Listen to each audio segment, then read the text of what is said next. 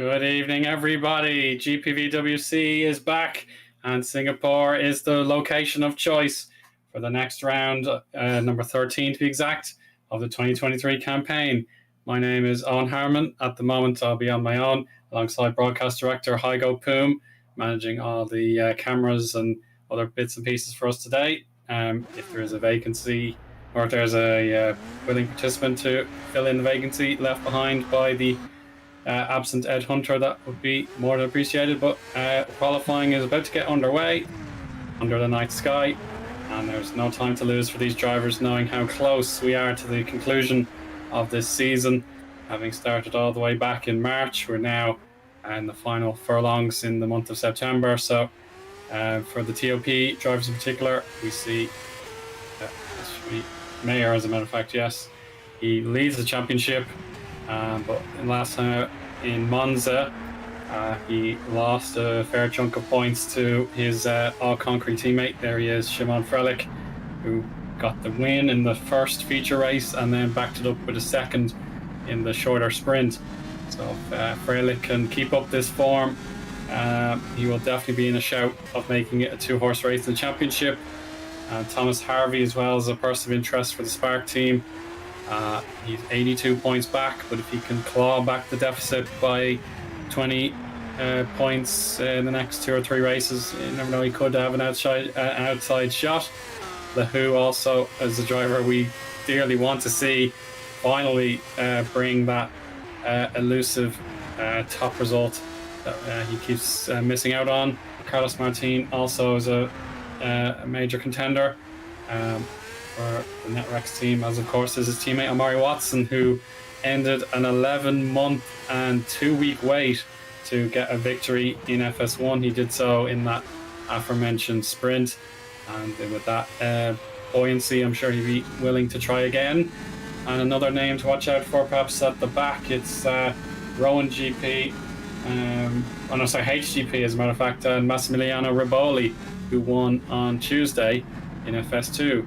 So he'll be a big contender to try and grab a few extra points as he continues to sub in for Wopke Hoekstra. But now we're on board with the man on a mission to go back-to-back FS2 and FS1 champion in consecutive years. And indeed, I see a message on the just below the halo there. It's a tribute to a father figure who must have passed away in the last 2 weeks. So my heartfelt condolences go out to the loss of the father, whoever it is. It might be Jack's dad, I'm not sure, I'll have to double check, but yeah, rest in peace. But yeah, the concentration has to be fully materialized here tonight. Oh, a little bit of a tank slapper there, but he manages to catch it.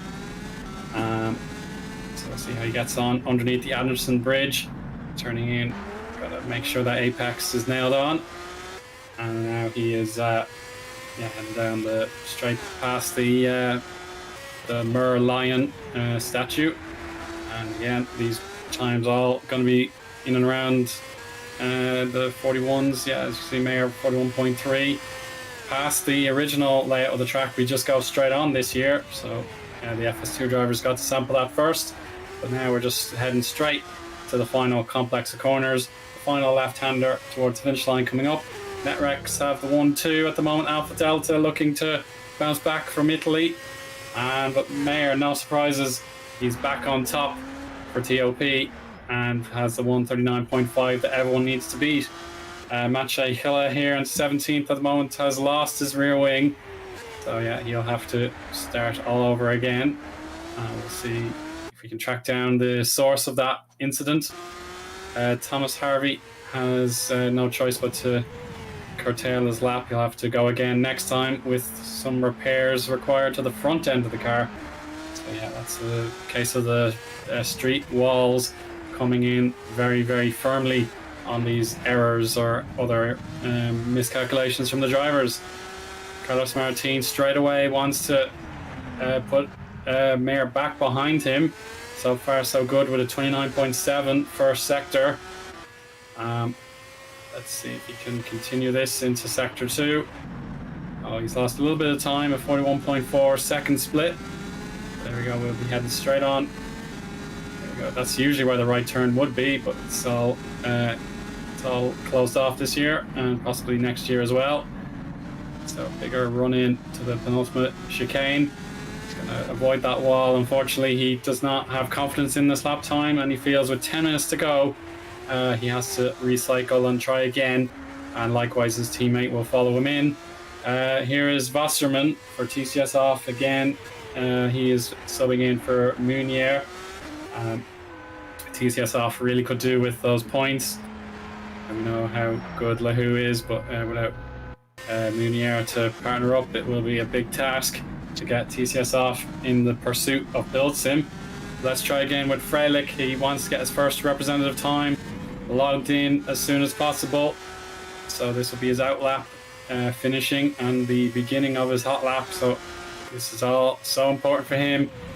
He's the driver in form after the second curtailment of the season for everyone to try and regroup and refresh, and now we're going to be in the thick of it till the end of October. So here comes Freilich past the opening sequence, and he'll be heading past the shopping mall to his right into the first sector split time coming up right now, and that's an excellent first sector. An absolute stupendous 29.5. But Alex Lahu has Freilich has a 29.6, but Lahu does better at 29.5. So Lahu wants to get himself in contention for another pole position. So let's see how things pan out. Now we have the cameras focused back on the two drivers that are probably very close on the track in this private session. So we're going to have to be eagle-eyed to make sure we notice the potential new benchmark time coming through.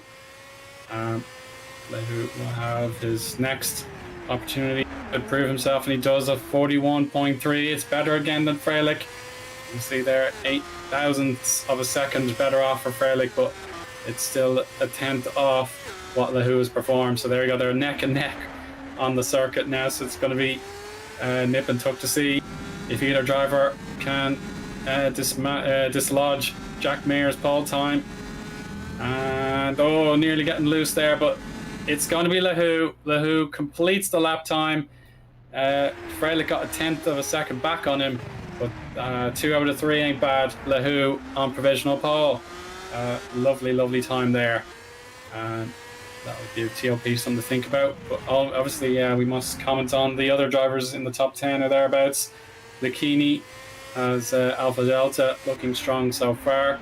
He wants to secure more valuable points after mixed feelings from his home race.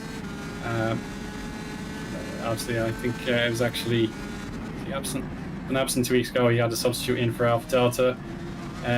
We also have Carlos Martin in 5th. Chris Butcher has the Lunark onto the 3rd row. Harvey down in 7th for the moment. Not his target, obviously. Hilla crosses the line, and he now splits the TOP drivers apart, with Freilich still in the front row, but Mayer drops to 4th. To complete my little summary, we have Watson now 9th, and Hamming completes the top 10. Hamming is just that uber consistent driver. He will get you those points any which way he can.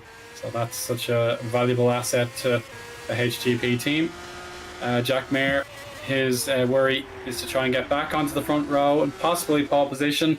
At the moment, it's not looking a certainty. At the moment, he's gone yellow in Sector 2. But you can still retrieve the best possible lap time he can. 41.4 is still respectable. So if this final set of corners goes to plan, he could definitely take back a front row position. Can he secure it? Let's find out. Oh, he's gone purple at the very end, but still a tenth behind what Lahu is capable of. Thomas Harvey, he's set for a personal best here. He just needs to nail this final double apex, kicking up sparks in the appropriately named car. But unfortunately, he didn't actually earn any new positions. He stays P8. At the opposite end of the grid, we've Bobby Volkanov ready to log his first official lap time of the session. He's taking the Pixel 8 seat for the moment. let's figure out how he gets on in the final sector. Looks fairly composed. Oh, there's a little bit of a slip. He's able to catch the slide comfortably. And he'll take a nice, neat entry into the final turn, and he will be logged 25th. So he's ahead of Verboli and Jeffrey Ellis.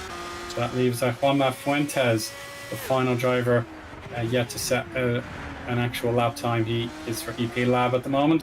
Oh, Russo, that looked loose, so he has to abandon the lap if that was not the plan already. It looked like he would have been resigned to needing to take to pit lane with 4 minutes 32 seconds remaining.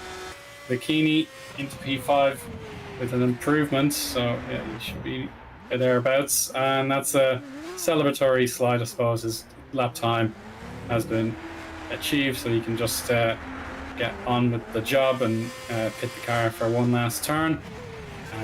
So 1 minute 39's the target. You'll have to be back on track by about 2 minutes 40. Just make sure you can prepare your car properly around the outlap and then get going for any risk of the checker flag falling.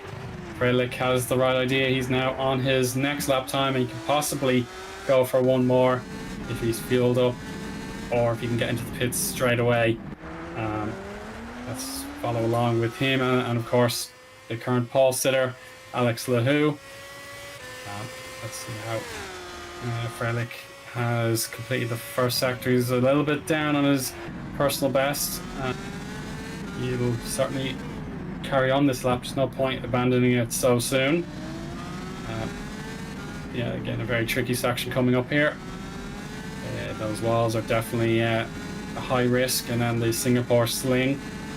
You have to get tucked in to the left-hand side before the braking comes to the right-hand side. Now the bridge, more left-handers coming up after the opposite way, opposite direction, I should say.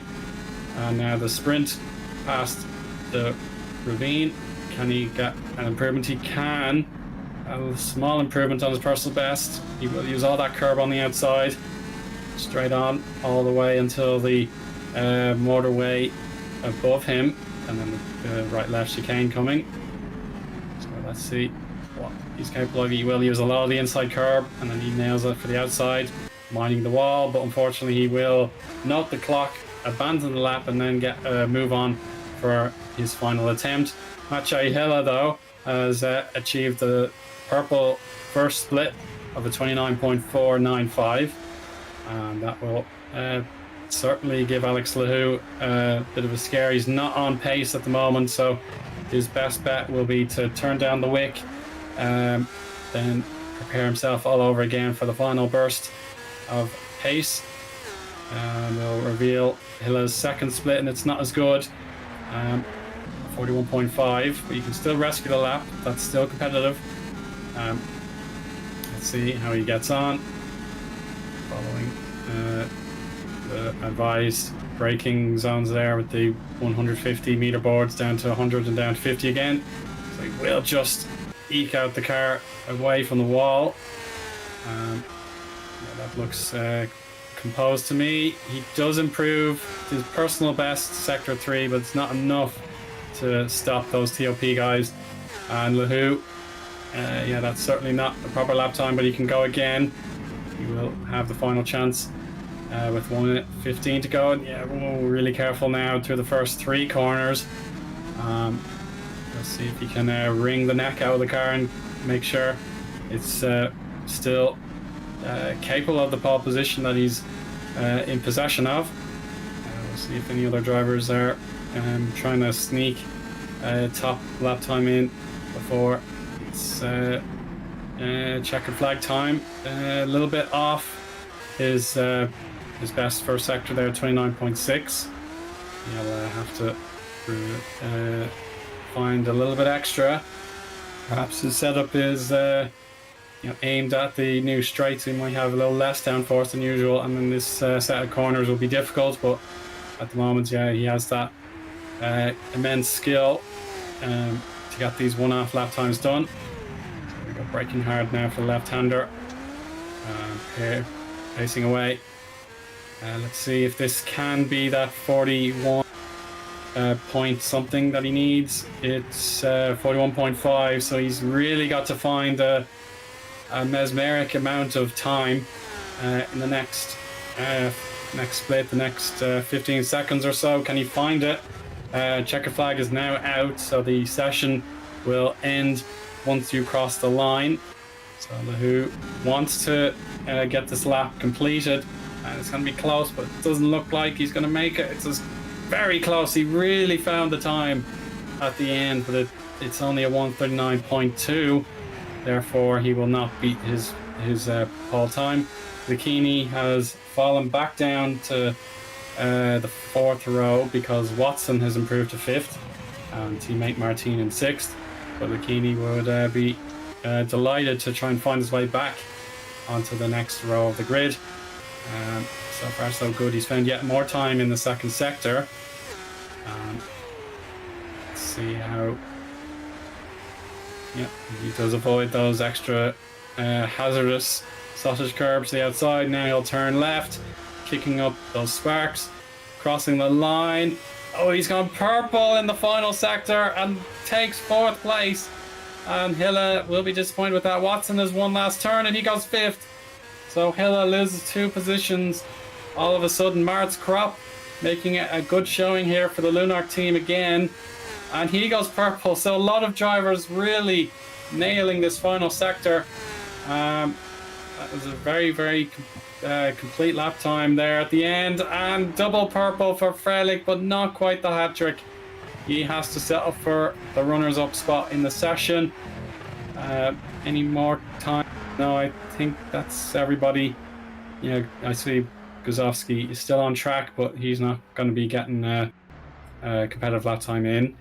Vincent Good pulls over to try and preserve the car, I suppose. And yeah, that should be everybody finished up for the session.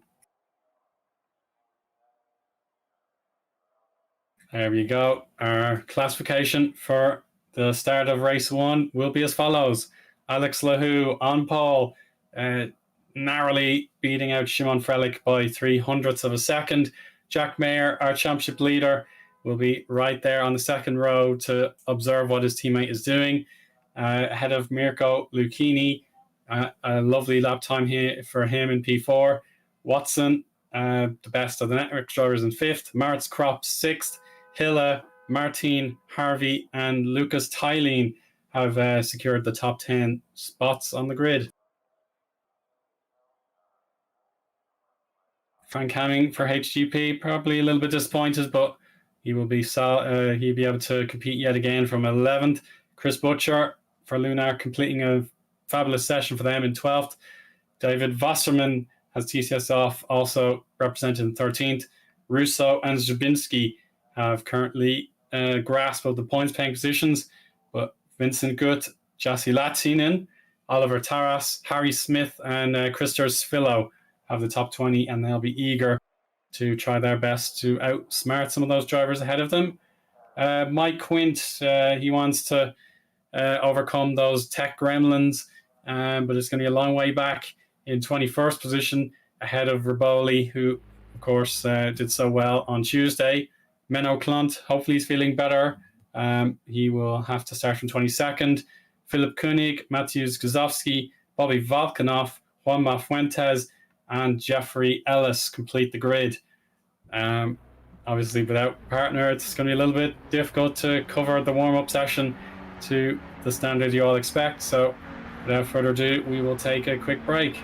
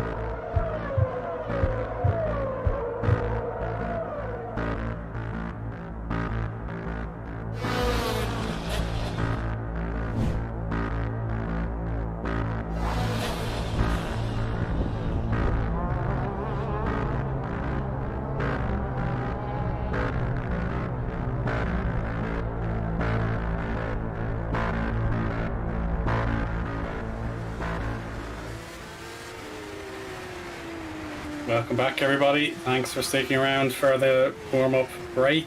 We're just about at the conclusion of this preparatory session.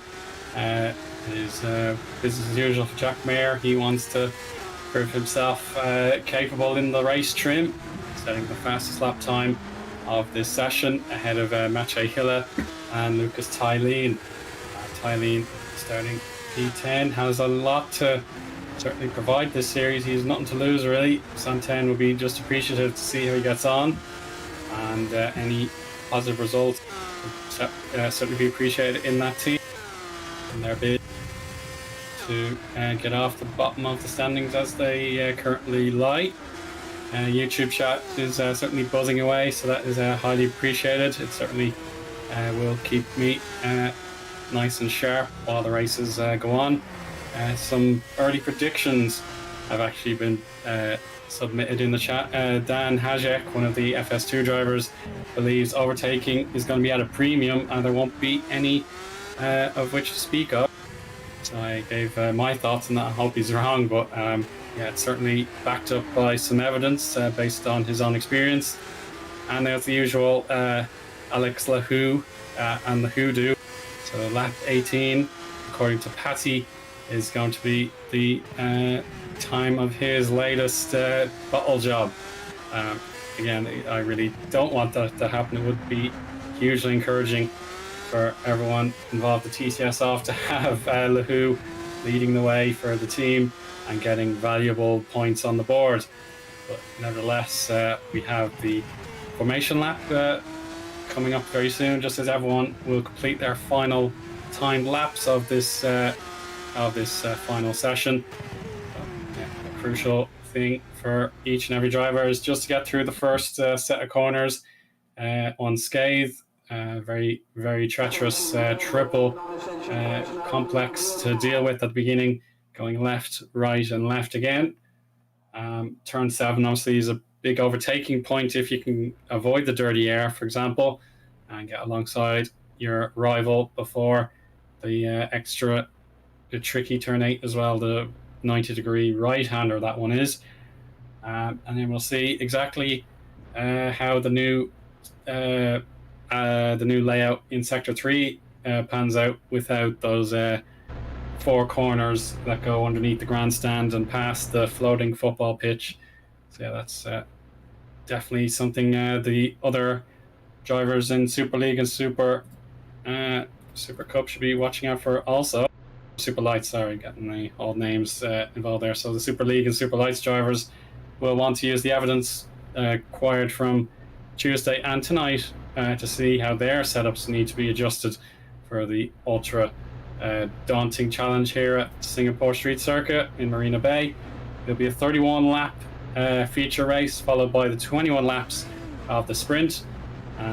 So a little bit longer of a lap time duration to make up for the loss of distance without those extra corners. So here we go with the formation lap, and we can run down the grid once more with Alex Lahoo on pole position, with the championship protagonist Freilich and Mayer all behind him.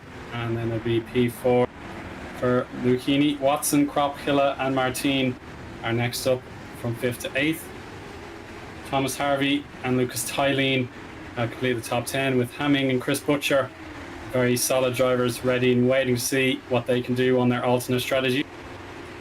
David Wasserman and Federico Russo together there, with the final point currently owned by Vincent Gutt, but Yassi Latinen will want to take that away from him. Then we have Build Sim substitute driver Oliver Taras ahead of Harry Smith, who's also sub for Pixelate. Christer Svillo and Matthias Zubinski are the final drivers in the top 20. Mike Quinn, a huge name, down in 21st. He wants to pick up his lost form, with Riboli, Klont and Koenig 22nd to 24th. And the final 4 drivers, the Kozovsky, Volkanov, Fuentes and Ellis. So the EP Lab drivers have it all to do from the very back of the grid. And certainly the big talking point will be the strategies. The top 10 drivers all have to commit with the compound they used during qualifying. So that would be the softs all the way through 1st to 10th. The opportunity to go long on this configuration might be more difficult nowadays, with fewer corners to burn out the soft tires. But at the same time, if the dirty air factor comes into play, then going long on the medium tires could be preferable, and get the ability to go to softs on the end and maybe try and pick off a few drivers who have not managed their tires properly. Track temperature is 25 degrees Celsius with an ambient air temperature of 29. So yeah, with the night conditions, I suppose it's not as easy to have the well, it's not as obvious as you'd imagine. A hot day under the sun would certainly make the temperatures hotter on the circuit, but now with the nighttime, I suppose the air temperature is probably the one to think about the most. And here we go, the final drivers are lined up on the grid, and we'll have the lights out and the getaway. So it is a case of Lahou. He's got to get the victory if he can do so, and then see what the TOP guys can do behind him. Here come the lights, and the launch is now. Here we go. Great getaway for Freilich. Can he get alongside fully into the lead? He will. Lahou has to pretty much conserve his line, and that's Jack Mayer on the inside. He's going to get a little bit close for comfort, and he could have a better getaway, and he has. So Freilich has been caught off guard. Lahou will be back into second place. Looked solid behind them. Now there'll be the slithering snake on this back straight. Everyone wants a cut of that slipstream. Watching for the background as well with Lucchini and Kropp. They're making changes. Certainly Kropp has made some gains. Martin, P6, Tylene actually into 7th, battling with Amari Watson. Here we have a look at this should be Kropp versus Lucchini. Can the Singapore Sling make a difference for Kropp's bid? Oh, they're going to go side by side. That's risky, and Martin has to be on his toes to make sure he didn't collect either of those drivers. Frank Hamming has made a gain as well. He's got to watch out though. Thomas Harvey, he's absolutely in need of points, knowing the TOP guys are competing for the win, and he's got his teammate Vincent Gutt for company. But here's trouble. Mike Quint is out. Something has involved Mike Quint, and also Oliver Taras for Build Sim. He's slow, so there may have been contact involving those two drivers in the opening, probably the sector 2. So yeah, Quint has pulled off to the side. Mayer completes lap 1 in the lead, taking Lahou's pole position away from him. Freilich has solid enough hold on 3rd place, but yeah, he knows that'll be gutting. He had the better launch off the line, and he's lost position for his trouble. So back where Mayer started, as a matter of fact. So yeah, that's disappointing in the extreme, but there's still a long way to go in this race. Lap 2 of 31. We're checking out Zubinski versus Harry Smith. This is for 18th. And there's Svilo, who has P17 for the time being. He needs to get a bit closer to Latinen for the possibility of going further up the grid. Let's see if anything else develops there, but Mayer, is he giving up any time to Lahou? Yes, he certainly has been beaten in the first sector anyway. Let's have a look at the action replay on board with Mike Quint. Oh, he's gone into the back of Taras, so that explains what happened there. And then a second hit for good measures. There was nowhere else to go, and that caused the pilot. That's a is that one of the was that number 90? So Koenig for Frisland also sent sideways. So that's a devastating moment there. So yeah, Quint into the back there of Taras at turn 5. Oh, sorry, turn 8. Sorry, that'd be turn 8. Excuse me. Nevertheless, Jack Mayer still, he has the hold the lead, and he's got to be wary.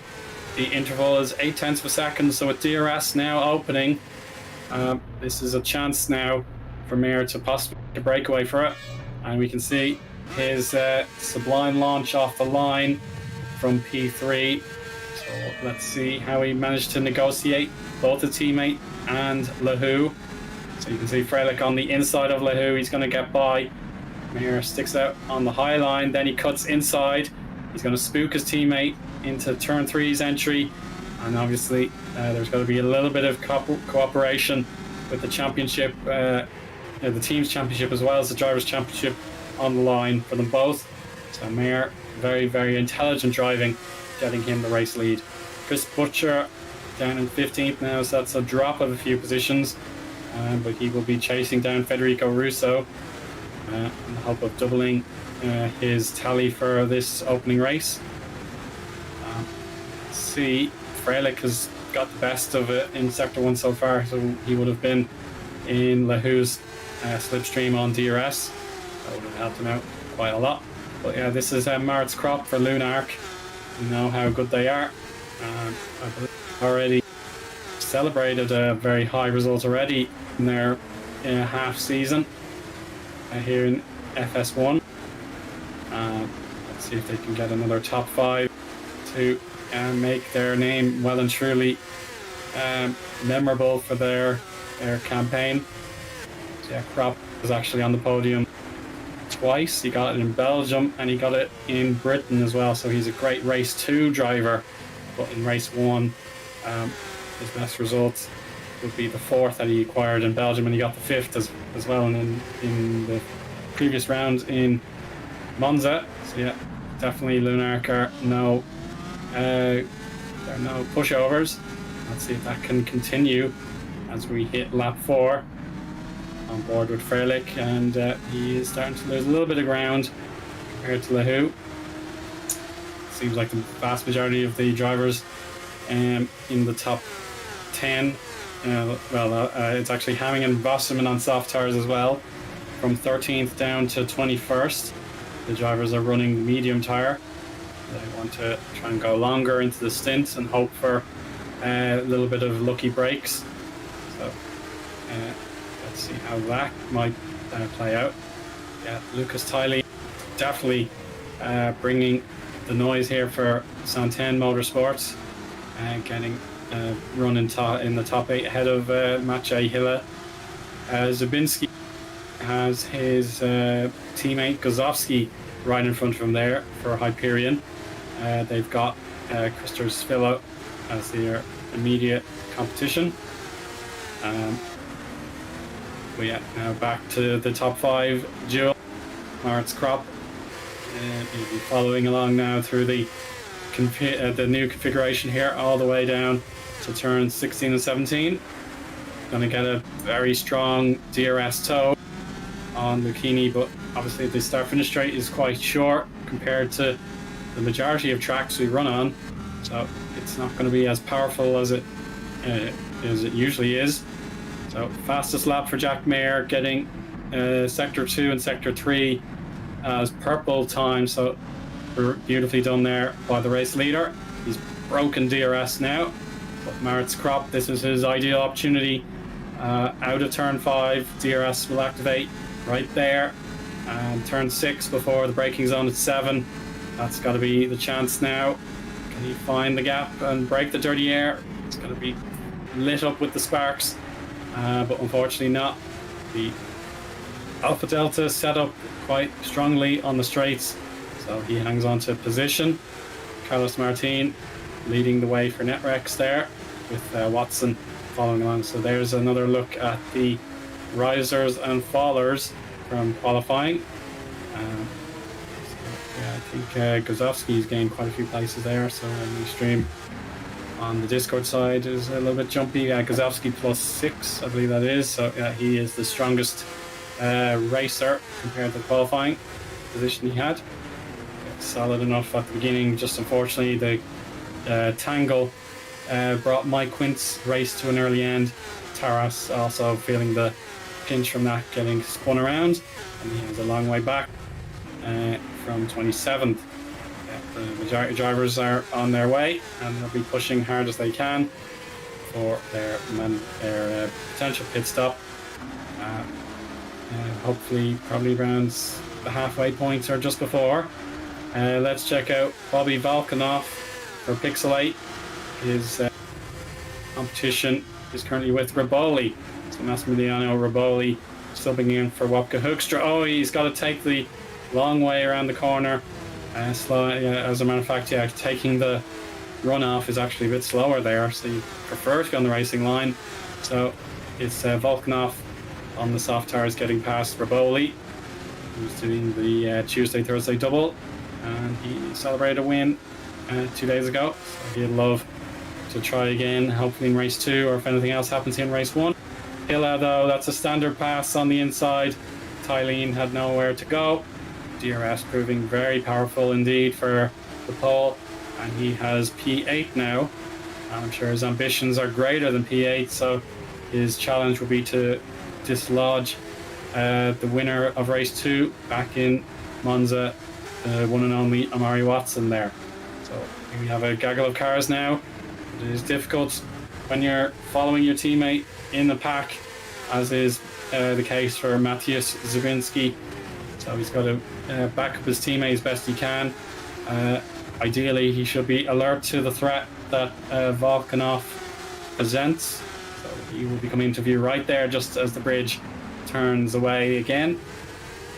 A bit more DRS will be offered to the drivers on the rundown after turn 13 to the next right-hander, 14.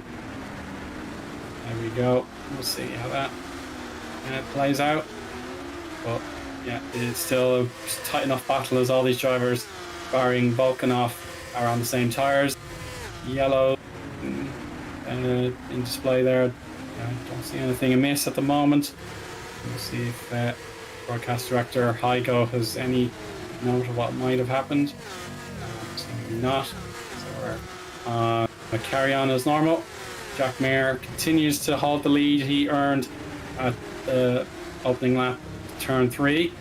His advantage is just about 1.2 seconds over Lehu, and Freilich is probably biding his time. He doesn't need to get involved with Lehu each and every lap and burning up his tyres.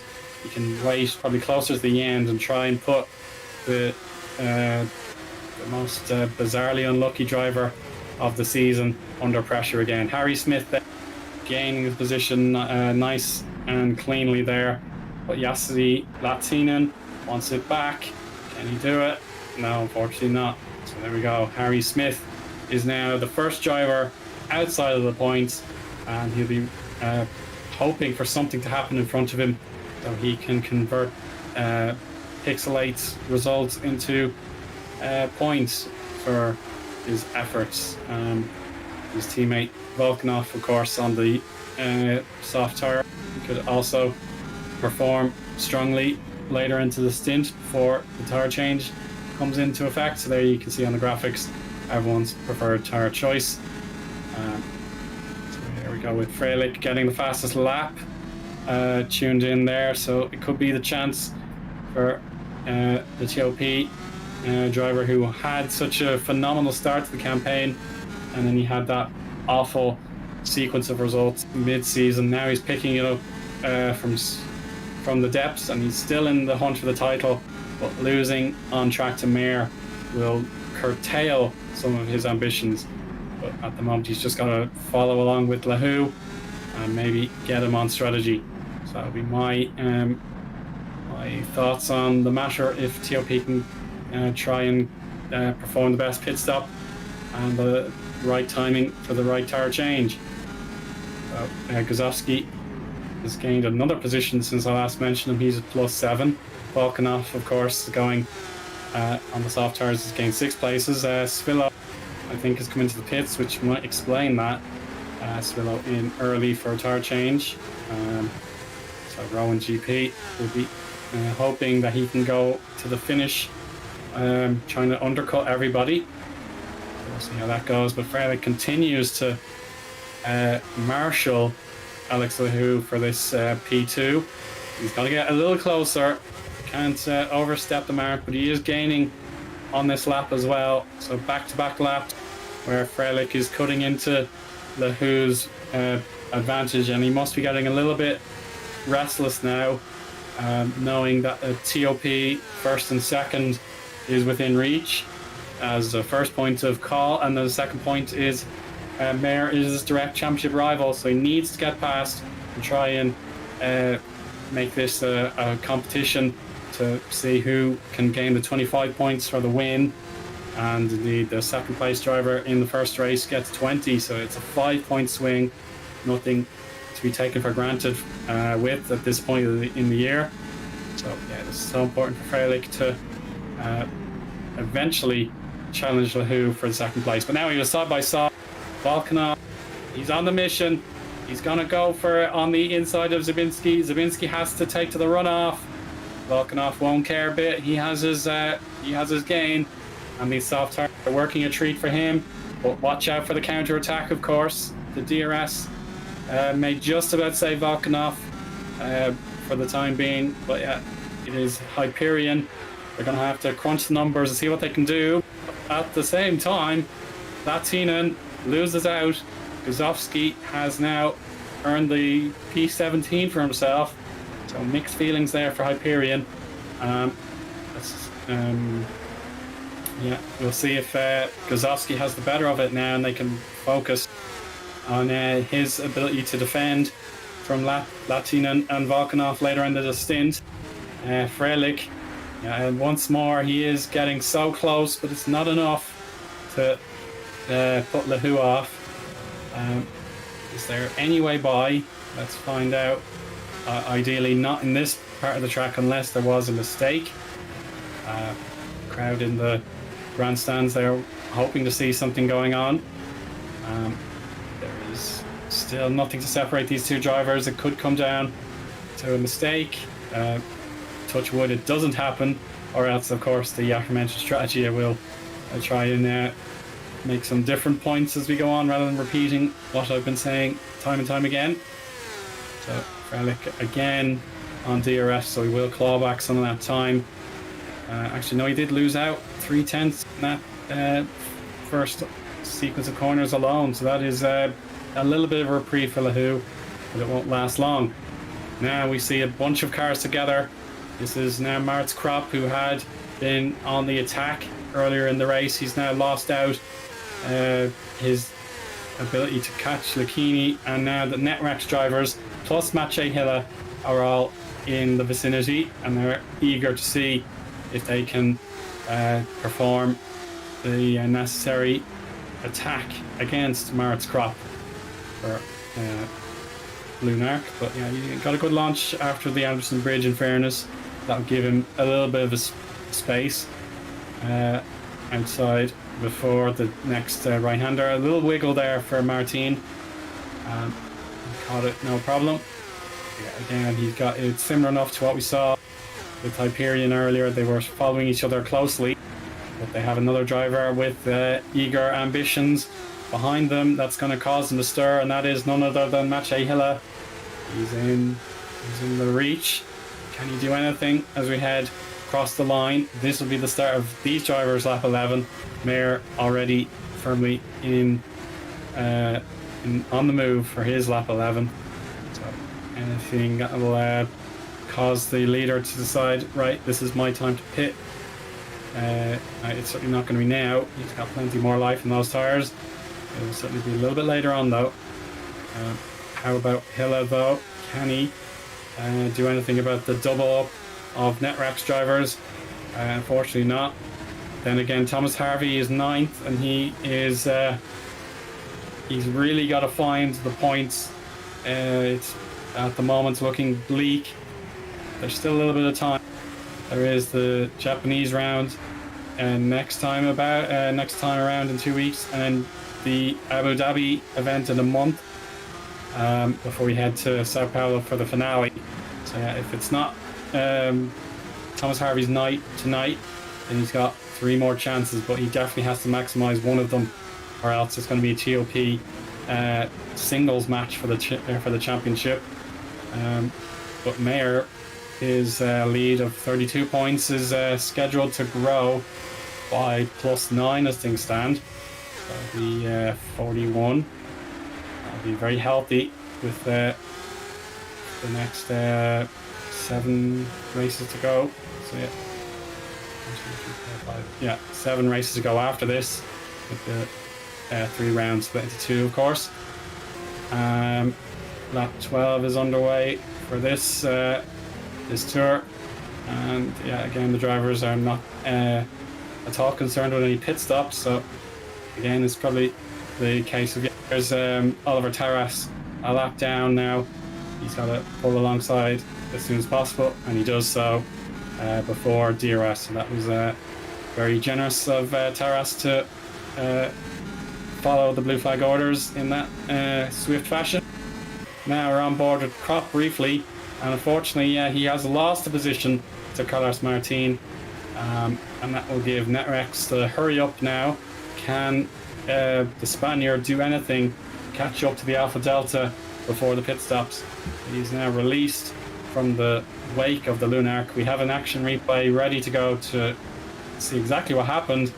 And this is even before DRS. This is turn 5. He's on the outside using the little cut of tarmac beside the curb. He's already through, and he will be able to defend himself, no problem. So yeah, a very smart move there from Martin, and I'm not surprised. He is a very, very determined driver. He's able to pull off these moves, and yeah, full credit to him.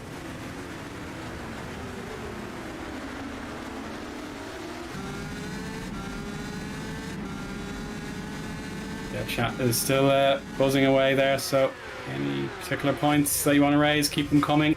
Hopefully take a chance to read them.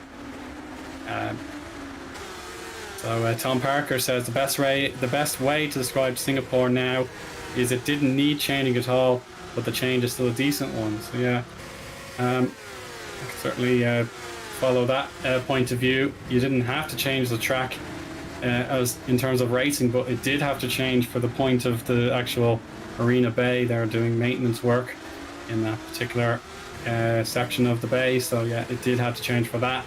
But maybe the original layout will come back sometime. But now we have to return fully focused to the broadcast, because Freilich is getting closer and closer to Lehu. It's still not enough though. It will have to be something special to get through on strategy. We're having constant yellows, but they're very, very temporary. There's a pit stop for Riboli outside of the points for HGP. So he feels his know-how from Tuesday. He might feel he could go a bit longer on his fresh set of tyres and gain positions that way, or else he can try and figure out some tips and tricks for his teammate, currently 10th, and that is Frank Hamming.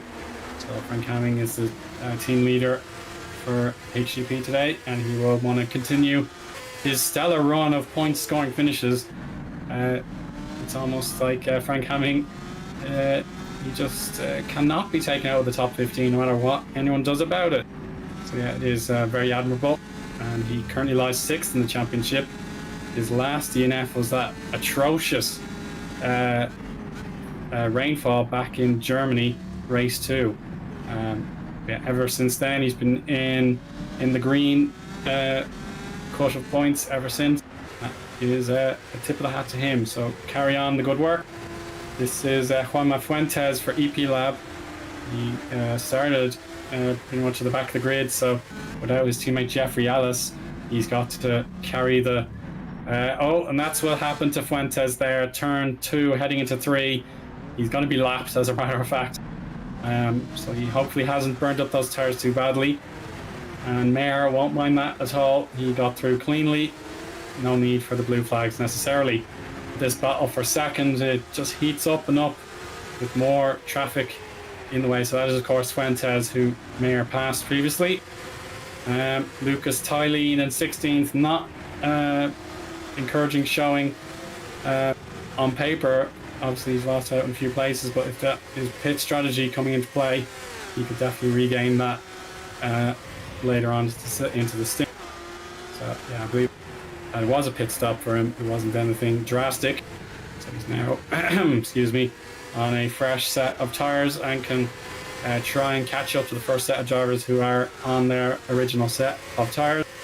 So yeah, keep an eye out for Tylene, who may also benefit from reverse grid, the reverse grid scenario that will be into effect for race 2. And here we go, he's coming out of the pits, so maybe something happened in front of him. Maybe he hit the wall. Let's see exactly what that was. So we go into turn 5 past the Ferris wheel. No, it seems like standard enough. He exited the pits. Hopefully stay behind the line. And now we go. This is the crucial moment. Big names in the pits. None bigger so far than Jack Mayer, who has now put on the yellow striped medium tires, I suppose the harder compound in this series. And he will need to stay. Yeah, he's got plenty of clean air behind him, so that's really valuable. And David Wasserman is the nearest driver in front of him in terms of actual track position. So let's see how Mayer does with the undercut. LeHou and Freilich will be distracting each other. More battles will be taking part there between those two. So naturally, someone out of these two drivers will need to react straight away to what Mayer has done. He wants to go to the end on that set of tyres and secure that victory that he's held for all but 3 corners. Now here is the run down past the Opera House, I believe it is, and that's still LeHou ahead of Freilich.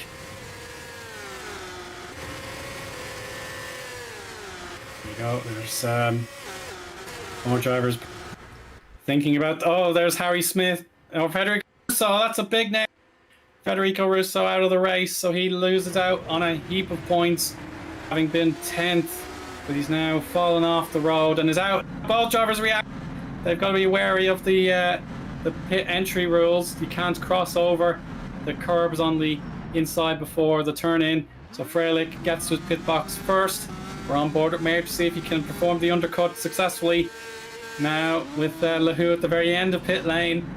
This is absolutely massive for the for the destiny of the race, and it's gonna be close. Oh my word, that was huge for LeHou's confidence. He's got out ahead, but Mayer unstoppable back in front, and even more so a bit of lap traffic to deal with. That is likely Oliver Taras still in the build sim. Watson is pitted also down.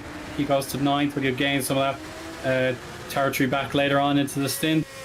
So there we go. Carlos Martin is now the temporary race leader. David Wasserman second. He's going to have trouble. Well, no, he's actually well on his own there. It's a very long pit lane, having to slow down that a little bit extra here in Marina Bay. So Wasserman clearly second, and then the drivers who have pitted already have reached 3rd, 4th, 5th, and 8th. Sorry, Vincent Gutz and Butcher are still on their original set, having started outside the top 10. More action, developing outside the points paying positions, and Zabinski wants to rise above and try and stop Volkanov before he takes away Gazowski's position. And of course Philip Koenig there, he's also fascinated to see if anything were to happen.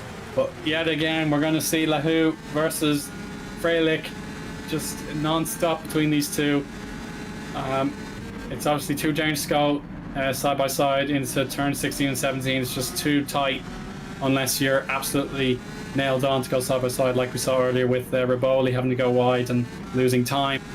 The dirty air in the final corner is a very realistic threat. Fosterman and Martin have pitted, so they're no longer in contention for the win, barring anything happening. So we'll see how Martin rejoins. He's 4th. Wasserman, if he's actually P7 on merit, that is extraordinary. So now he's actually down to 10, so 11th. So yeah, a little bit premature for me there. 12th. Pretty good though. TCS off will be pleased, as their driver Alex LeHou has now finally missed out. So there we go. TOP 1 and 2 for the first time in the session officially, but a little bit of understeer. He's hit the wall. Freilich into the barrier. Hopefully he hasn't done his suspension. Arms in there. He will continue on, but LeHou should be fully alert to that.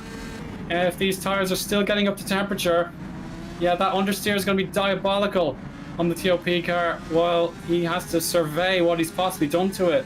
So he turned, he was expecting the car to cooperate into turn 8, and it did not. It just understeered into the wall. So he's got to get as much data back to the team as possible. He needs to drive as normal without obviously risking any damage. So let's check out the replay. On board with Freilich. Here you go. On the run down to turn 7. He's on the outside. He'll be able to get the inside then, as he's already through. Now watching to see what happens. Oh, yeah, he just completely missed the apex and then into the wall. So he couldn't possibly have rescued that. But crucially for him, he seems to have calmed it down. The car is okay. and he has delivered the P2 for the TOP outfit. And Lehu, with the new tires on board both those cars, having pit at the same time, they need to communicate to their lead driver, calm it down, just keep the tires healthy, and you can recommence that battle at the end if successfully done. So any further action will take a while, but at last for Freilich he is through. Checking out the pit stop counter there, you can see it is it's Butcher going the longest now out of anybody, who is highly ranked, so he is 5th. Harvey though will want to catch him up as soon as possible, having his pit stop completed. Hilla, he's probably going for a 2-stopper possibly. He has a bit of an odd strategy going on there, having put on the same compound twice, so let's see if that develops. Chris Butcher is following Martin, so this is between a driver who is already completed his pit stop in Martin and someone who hasn't in Butcher. So Martin, we well advised just to supervise what his driver, what the car behind him is doing, but it doesn't have to lose time battling him unless it's absolutely necessary. Comparing lap times, Lehu lost out really badly in the previous lap, having his position taken away from him, and it's not getting any better, unfortunately. Sector 2 was brutal on him. He lost nearly a full second alone there, so he's 1 second further back on Freilich for 19. So absolutely devastating for Lehu. If he falls off DRS, his desire to convert the pole position into a win, it's starting to dissipate underneath him. But P3 by a fine margin, still plenty to fight for, particularly with reverse grids to think about. Mr. Frank Hamming, the points collector, he wants a little bit more from his showing today. Now Lucchini, who was running high before the pit stops, he could still be a contender. Let's see if anything happens there.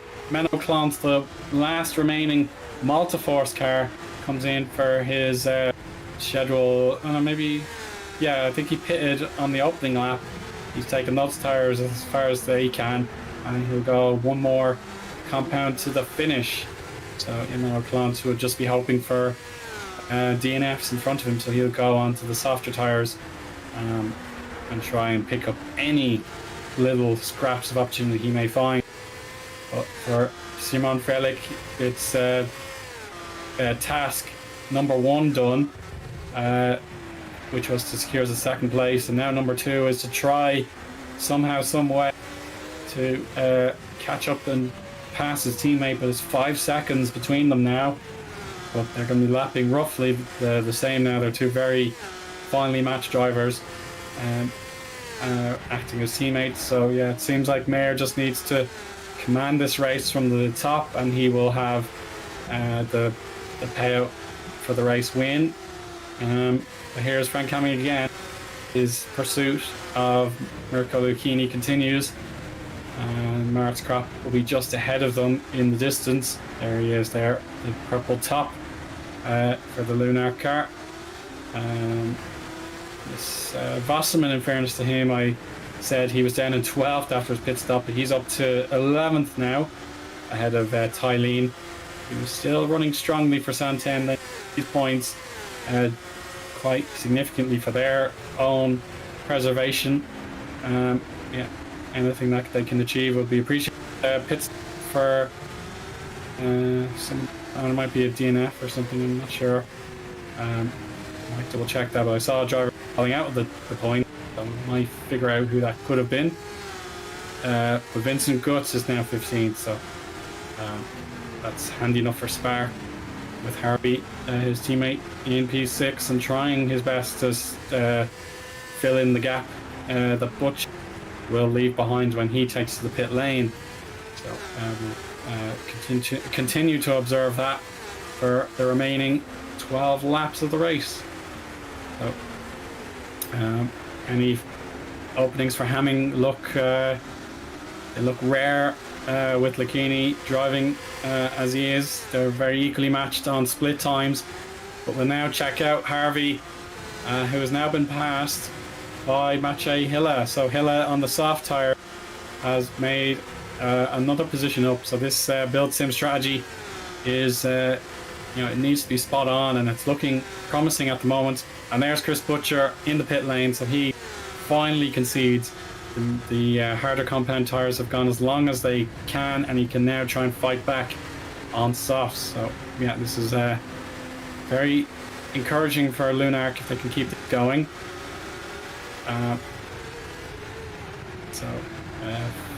P12 can be built upon. That'll be great. Any further possibility of cars pitting? There should still be a few eligible drivers still in need of a pit stop.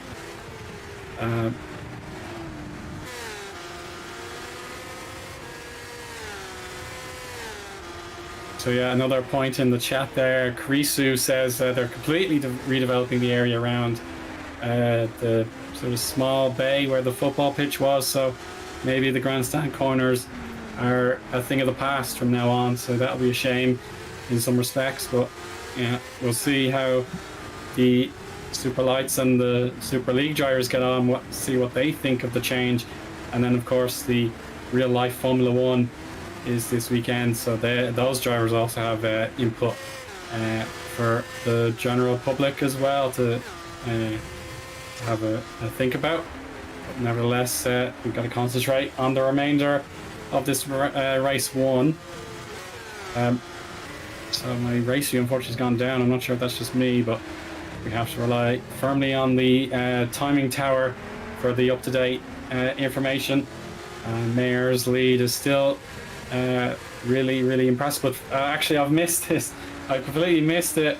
Freilich has lost second position, and Lahu has fought his way back, so a little bit of good fortune gracing Lahu at the moment. His hoodoo lap that was put into the chat has already passed by. That was lap 18, and Lahu will see Freilich going further wide, and he'll gain more encouragement. So I apologise completely for missing the crucial change of position on the podium. Lahu getting his own back, and Freilich has somewhat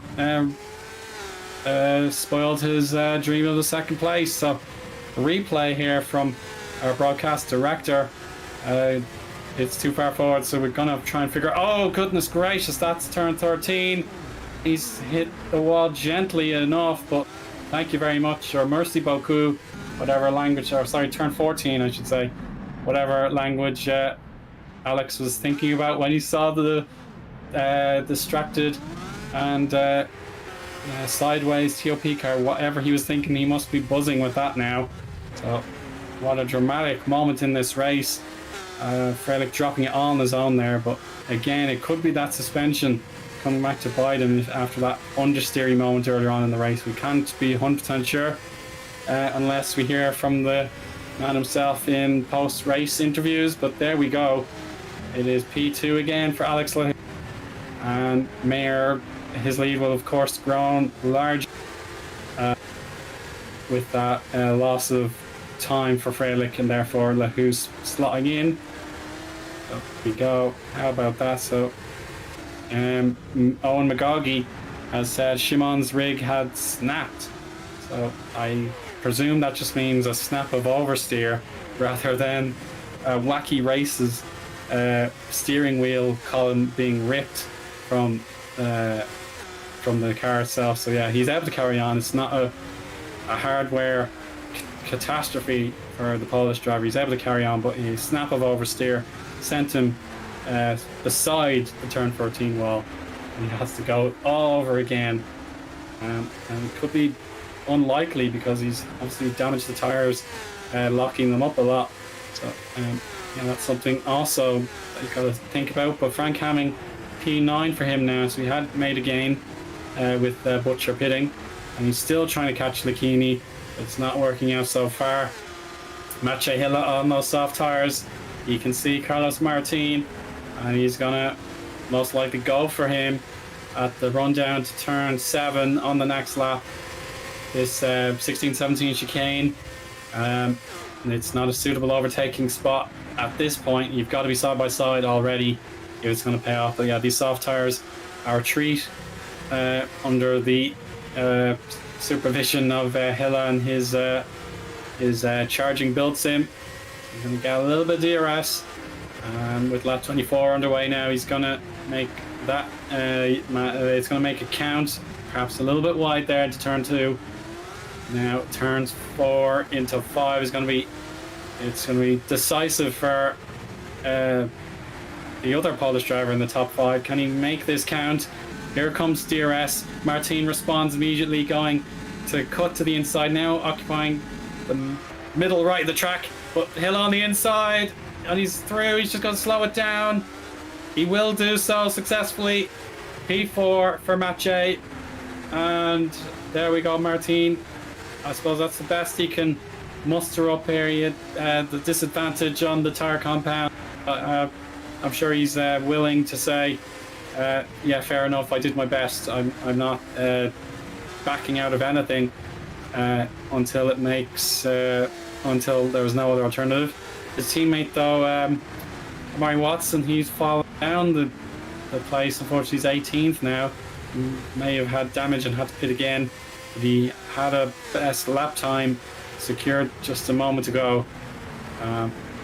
Chris Butcher also fought for that extra bonus points, either to have it or to take it away from the top 15. So there we go, those two drivers with Butcher in the points and Watson out of the points are hard with the conclusion of the race coming up soon.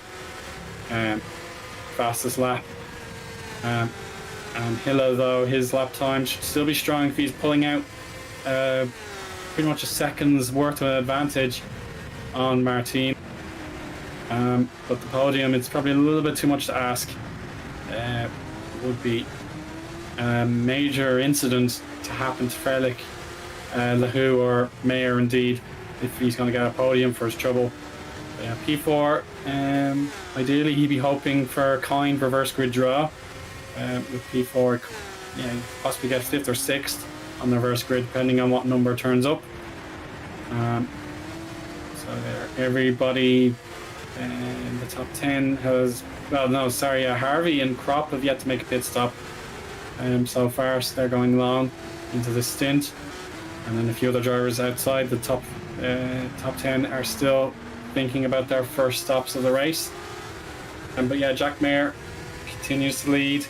No distractions behind him. He just has to manage his own race, and he will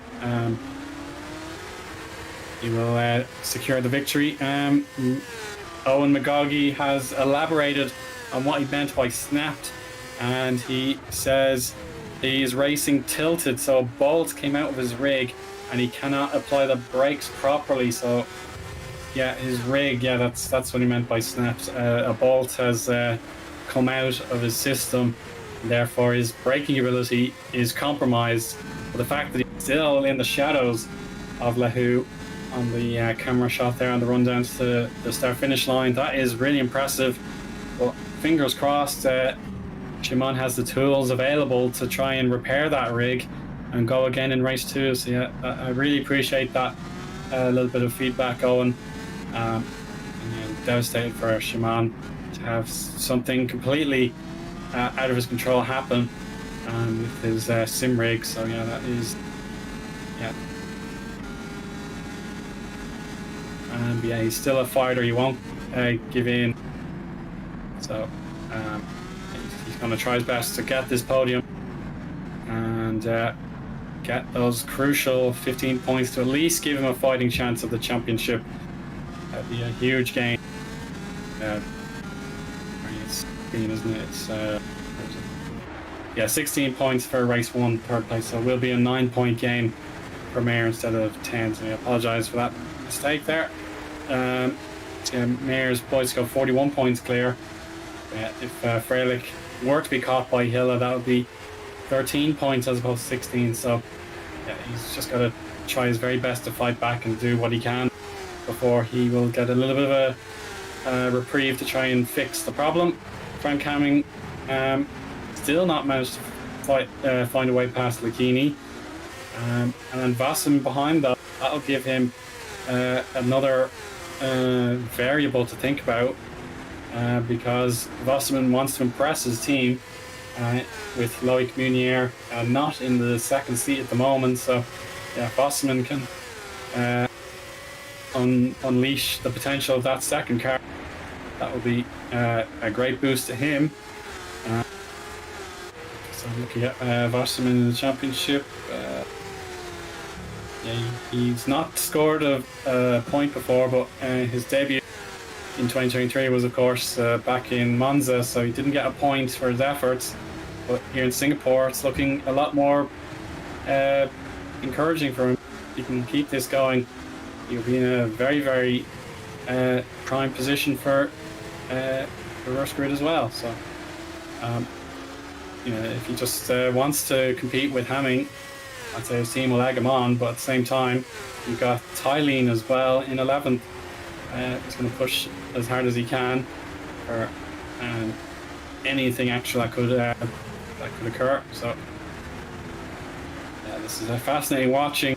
It's just been so secure from Lucchini so far, and his Alpha Delta team, sort of mid-range. They're competing with Rowan and Hyperion in the team's championship. They're still pretty close, but yeah, Alpha Delta do have a healthy lead, and of course HGP are the team that Alpha Delta want to catch. So this is also very, very valuable for the team's championship, and the extra pride you'll feel for finishing in the P7, possibly P6 with TCS off, although they're looking good for a magnificent score with the conclusion of the race fast approaching. Yeah, it is still very, very tight in the midfield pack. And now Hilla, his soft tires have given up the ghost. Has to pit one more time, most likely for another pair of softs, so he can push hard and possibly go for fastest lap. Or maybe it was a genuine mistake. Let's see what happened. Here we go. Oh, he spun it. He's gone 90 degrees. He has to reverse while still on the runoff area, watching out for Harvey and Martin most likely. So yeah, that's an ideal sign, an indication to Hilla that he has to pit again. So he's probably at risk of losing all that progress. And again, other drivers are trying to go all the way on 0 stops. But here comes Hamming, his long pursuit of Lucchini almost came to an end, but the Italian resisted with everything he had and it paid off. So still, it's a reward for Alpha Delta. They're keeping Frank Hamming at bay here, and that is a significant moment in the battle between those two drivers, knowing that Hilla is out of the way. There's extra points to be won. We got contact. That's a spark car, and it's Vincent Gutt. I'm afraid both parts of his aerodynamics are gone. He's got a pit for repair. He will not score any points in race 1. That was a scary incident on the run down to turn 7. So let's check out the replay. There's a Friesland already in trouble. So the Hyperions are, they're there. So there we go. It's turn 5, and there's contact. Unfortunately, there. That's a painful hit there. So the Friesland car made contact. That must have been Koenig, I think.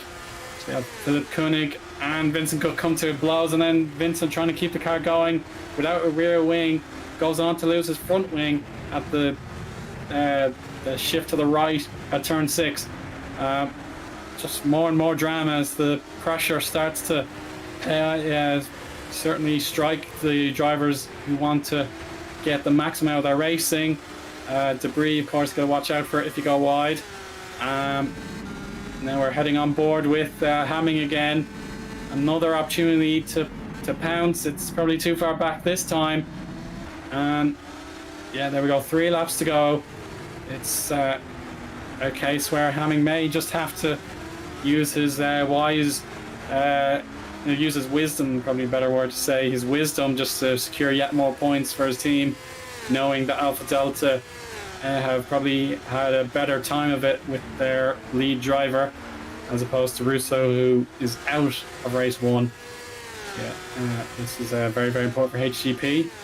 And just say, yeah, we've been beaten in this first race. We'll do a better job next time. Freilich, though, with that damaged sim rig, -1 of its key bolts, he's still fighting away. And if it can, if his ability to slow down the car is still, it's still possible for him, then the third place, he can turn it down and guarantee it with Harvey so far back. Still attempting the no stopper. So yeah, this is a very, very impressive stint for Harvey, who knows he's got to do whatever he can to stay in the championship battle. This is still Hamming. So there we go. We see Vincent Good coming out of the pits. He's a lap down on everybody, so he will not perform any distractions for these drivers. With 2 to go now, Hamming now has his best chance. We can see TTS Soft's Wasserman is too far back. He's battling with Tylene, and Tylene will be his only real source of a combat situation. But Hamming is still too far back. Tylene similarly has not made any gains.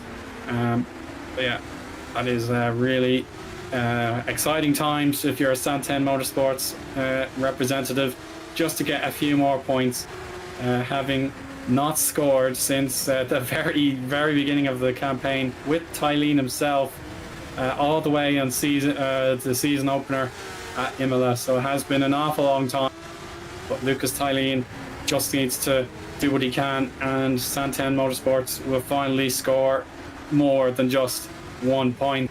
And Pixelate, they're still struggling away there at the back. Philip Koenig, 16th now, so he carries on from the incident with Vincent Gutt. The leader's on his final lap, so it looks like a done deal for him if he can just hang on. Hamming, though, still trying his very, very best. He wants everything out of his car now. Just 1 more lap. Can he extract the maximum potential and go all the way to P7? This is absolutely exciting times for myself in the commentary booth, and hopefully yourselves in the audience as well.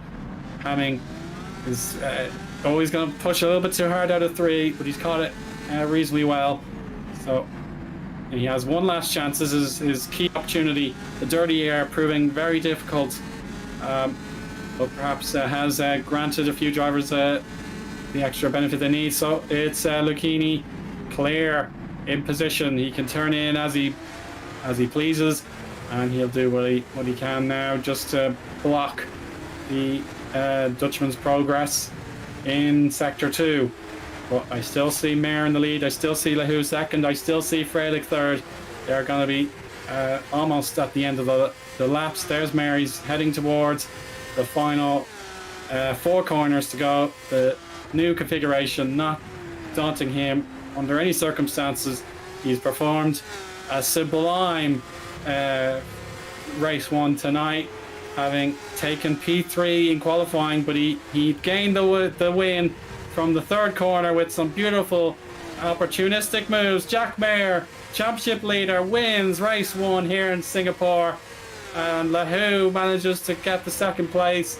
Freilich overcomes the adversity of his equipment failure and getting P3. Harvey should cross the line in 4th.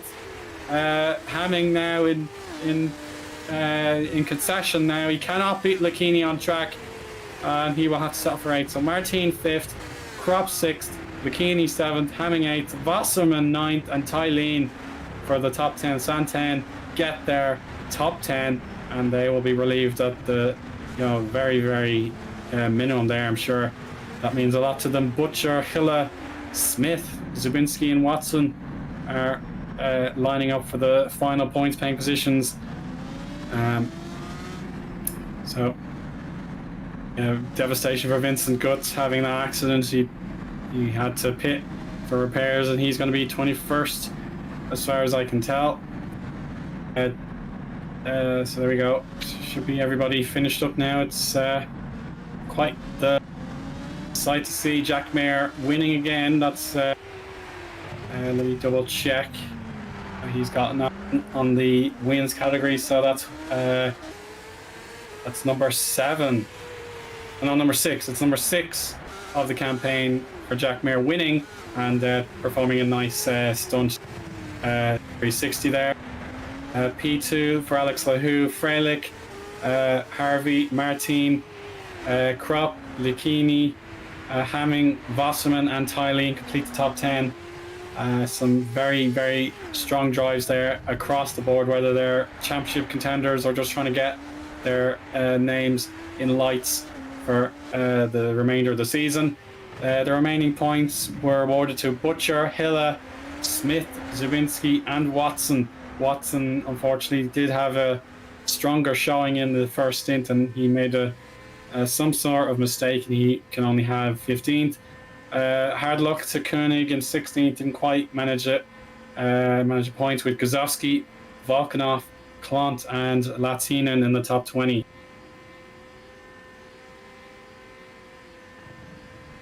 And finally, we have Vincent Gutt, Christopher Svillo and Juanma Fuentes classified.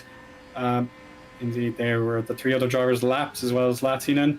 DNFs for Taras, Riboli, Russo, Ellis and Quint. So Quint again falling off on the first lap. So his season is it's falling apart, and it's really heartbreaking to see. But there we go. That completes the first race. A bit of a grind, I have to admit, on my own alongside Heigo Poom. But I'm hopeful that kept you plenty excited. And after this short break, we will bring you the reverse grid results and the 21 lap sprint. So please stay tuned and see you again in a few minutes.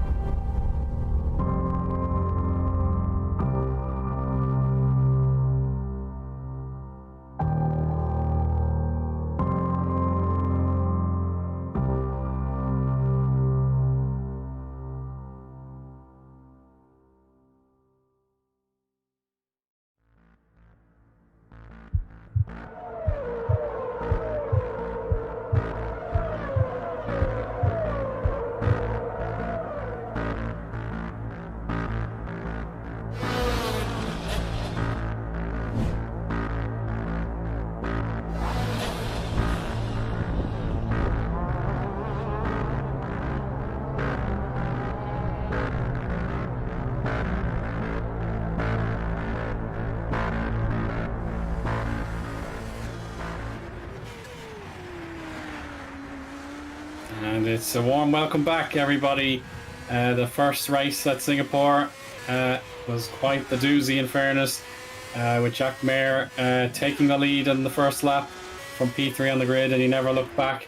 So Shimon Freilich has one more chance to try and make the most out of this 13th round of the season. But the news you are all eager to hear is how the reverse grid draw fared, and it's number 9, David Wasserman, who will claim pole position. So it is actually a TCS off double with the ordinary qualifying that we saw back nearly 2 hours ago, and now they've secured the double with reverse grid pole from the results of race 1. So absolutely, delightful moments there for TCS off, and the fact that their replacement driver has a chance to really make himself a glimmer and shine here, having scored his first real points since his maiden attempt 2 weeks ago. So this is absolutely dreamland stuff, has to be said, for David. So if he can cope with the stress of being on the lead of the race, I'm sure he'll have every right to try and go for the best result he can. So everybody is now prepared on the grid, and we can have our second formation lap, or we can study what our new grid is for race 2. And of course there he is, the number I don't have the exact number in front of me there. So yeah, Wasserman on pole, Hamming second, and then it is third for Lucchini and Kropp in fourth. Next up, it's Martin ahead of Thomas Harvey, Shimon Freilich and Alex Lahou on the fourth row there. They'll be renewing their battle from the first race. And the race 1 victor, Jack Mayer, is 9th ahead of Lucas Tylene in 10th. There's Butcher 11th, and then Maciej Hilla has P12, so you want to make up for some lost time there. Harry Smith P13, Zabinski 14th, Watson 15th, and Philip Koenig 16th, hoping to go one better this time. And Guzovsky has 17th, 18th there for Volkanov, Menno Klont 19th, and Yassi Latinen as 20th. Vincent Gutt had a bad ending to race 1. He tries again from 21st. Christer Svillo 22nd, and then I think that was Fuentes 23rd. It's just a little bit blurry on my screen at the moment. Raboli 25th, Russo and Quint 26th and 27th.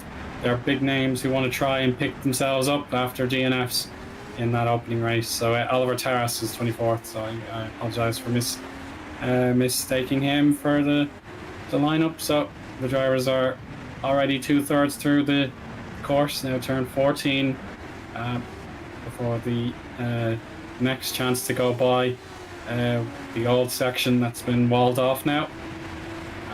So it is a little bit less time to prepare, but it does add the 21st lap onto the board, so a little bit of a change compared to previous years, and it's one that may be the new precedent for Marina Bay Street Circuit. It's probably nearly enough. It's 15th anniversary coming up pretty soon, so yeah, that's quite something to behold, in fairness to it. So here we go, David Wasserman with a dream opportunity to try and take this pole position via the reverse grid and make the most of it. And this is of course Frank Hamming in second. He'll be eager to see if he can actually get the win. His consistency probably is crying out for. It would be huge for his own bid to try and beat Carlos Martin at the championship. So yeah, a lot of narratives to think about, but these lights are the primary focus for the next moment, and they're away. Let's see if experience pays off. It certainly does. That's the lead now. Hamming trying to get through on the inside. He will do so. Watch out for the 3 wide. A lot of drivers trying to fit into a space. Kropp, Bikini all trying to get stuck in. But there we go. This is the glorious opportunity for Hamming. He had a second place in Australia. He wants to go all the way this time. That should be Carlos Martin. I think it's a second. So here we go. A lot of drivers. You can see the TOP duo are getting their noses into the duel. If there's any opening, they're going to take it. Here we go. Got to watch out for the Concertina. Turn 7, very, very slow, even with that extra bit of runoff on the outside. Let's see now for turn 8, which saw Freilich understeer as one example. There we go. You can see, I think that's Wasserman now, EP Lab cars wide. So here come the on-screen graphics. Delight to the eyes, I'm sure. So EP Lab down. One of their drivers is probably Fuentes, unfortunately. But yeah, Frank Hamming will try and pull away from Carlos Martin. And this is crucial for their individual battle in the championship, and indeed the team's championship also being hotly contested. Jack Mir already 5th, so his next rival is the pole sitter from the reverse good draw, Wasserman. He's got to think about how he can stay in the wheel tracks of Crop and P3, and possibly, if he has to let the championship contenders go, then that's what he's got to do. But it won't be something he wants to think about just yet. So we completed our first lap. There's Alex Lahou in P10, so he's already lost track of Freilich, who has done a bit of a rush job, but it's nevertheless good enough to keep his rig in one piece, and you can try and go to the finish before making a proper repair of it. So now Maciej Hille, 11th place, and maybe he's been caught on the hop there. Thomas Harvey gets through on the inside at turn 5, so if you snooze you lose, but he could counterattack. And here he comes, the aggression on show here for the build sim. Oh, he's made contact, he's loose. That's going to send him into a slide there, and Menno Clant will take advantage of that. So we finally have a bit of joy for Multiforce here tonight. So well done to Menno Clant. If you watched the broadcast 2 weeks ago, he joined us briefly to provide some insight when he was feeling unwell. He's back to full fitness, and he has some points to his name now. That's Zubinski. Oh, he's going to counter that slide there. Very, very well done. And Chris Butcher is making this an excellent showing for Lunark. But alas, he's not able to be threatened there. Zubinski wanted to have a look, but he couldn't do it. Here's a side-by-side. It's Mike Quint, I beg your pardon. This is Mike Quint in 17th. He's made the pass on Vincent Gutt. And now he'll have Guzowski. So he's already made the pass, and he will be on the prowl for those championship points a little bit further up the road. But here we have Jack Mir. He's already through Wasserman. Maritz Kropp is next in line, and that separates the Briton from a podium. And with DRS now enabled, it could be a very, very brief wait for the TOP championship leader for this position change. Can he do it straight away? Here we go. Through turn 6 they go. He's already got the inside line for 7. And that's Maritz Kropp. Discretion is the greater part of valor, realizing there's a bigger picture to think about for Lunark. And you can see cars straying all over the place into turn 14, I think it was. Oh, and contact everywhere. So that's turn 8. That is turn 8. So that is a bit of argy-bargy, but I think everyone has kept their cars intact for the most part. Thomas Harvey down in 12th now, so he's lost out, as Menno Clant is doing a mighty fine job so far, but he may have left the door wide open into turn 14 after the Anderson Bridge. No, it's actually not. The traction deserted Harvey there, but he's going to try again. He's really got the fists out. He wants to fight as hard as he can for this position. Now side by side through the kink of 15 before the penultimate chicane. Watching out for the build sim in the background as well. So this could be crucial. Yes, on the outside, Harvey through. Hille wants this position as well. So is there any way through for Maciej Hille now that Clant has been unsettled? in that battle. So yeah, we're seeing a lot more moves, as race 1 is probably a bit of a testing bed, as the drivers weren't sure what to make of their races. There's a lot of DRS trains and dirty air, but now they're dialed in and they're more aggressive, knowing what's at stake. Jack Mayer, he's now on the back of Carlos Martin. Martin will probably do everything in his power to keep the TOP driver behind, knowing how the fact the Netrex team have winning pedigree behind them with both drivers, as a matter of fact. So it is rare in this season the same team have had both their drivers win. So that is the case for TOP, of course, and for Netrex. So well done to them. Let's see what happens when their drivers go head to head with Frank Hamming. He wants to get back onto the podium and secure his first win of 2023. So a lot of interest still to play out for Mike Quint. He really needs to shine in this race to just to make sure he doesn't free fall any further. He will already have lost points to Martin in the championship, so if you can at least mitigate some of the damage, that will be a job well done, knowing how badly his season has gone since Montreal in the summertime. So that is really important for Mike. Here's Riboli in 20th place. He wants to try and secure a strong finish to his cameo here in FS1, knowing how good he was in FS2. I am aware that was a bit of a spoiler. I've mentioned it 3 or 4 times now, so I will now refrain from doing so. But here on the inside, Jack Mayer on Martin, no dice. That is still P2 for Netrex and Carlos Martin, driver who is a rookie to the FS1 league. Oh, contact there. Koenig has taken a slight nick there in his battle with Volkanov. But let's see if Volkanov can turn in for turn 9. There's more contact. Oh, Bobby, you got to be careful there. And he's left exposed here with Guzovsky. He's ready to pounce into Singapore Sling that goes side by side. Bobby does everything he can. He's still got to hang it out on the outside. 11 and 12, not common areas for a battle. Turn 13 after the bridge. That's going to be a huge DRS train. Cars all over the place. We've got Guts, we've got Riboli, all sorts of competitors wanting and waiting to see if anything is possible. Now for the second place battle into 16 and 17. Mayer is ahead. He's got his teammate in range as well.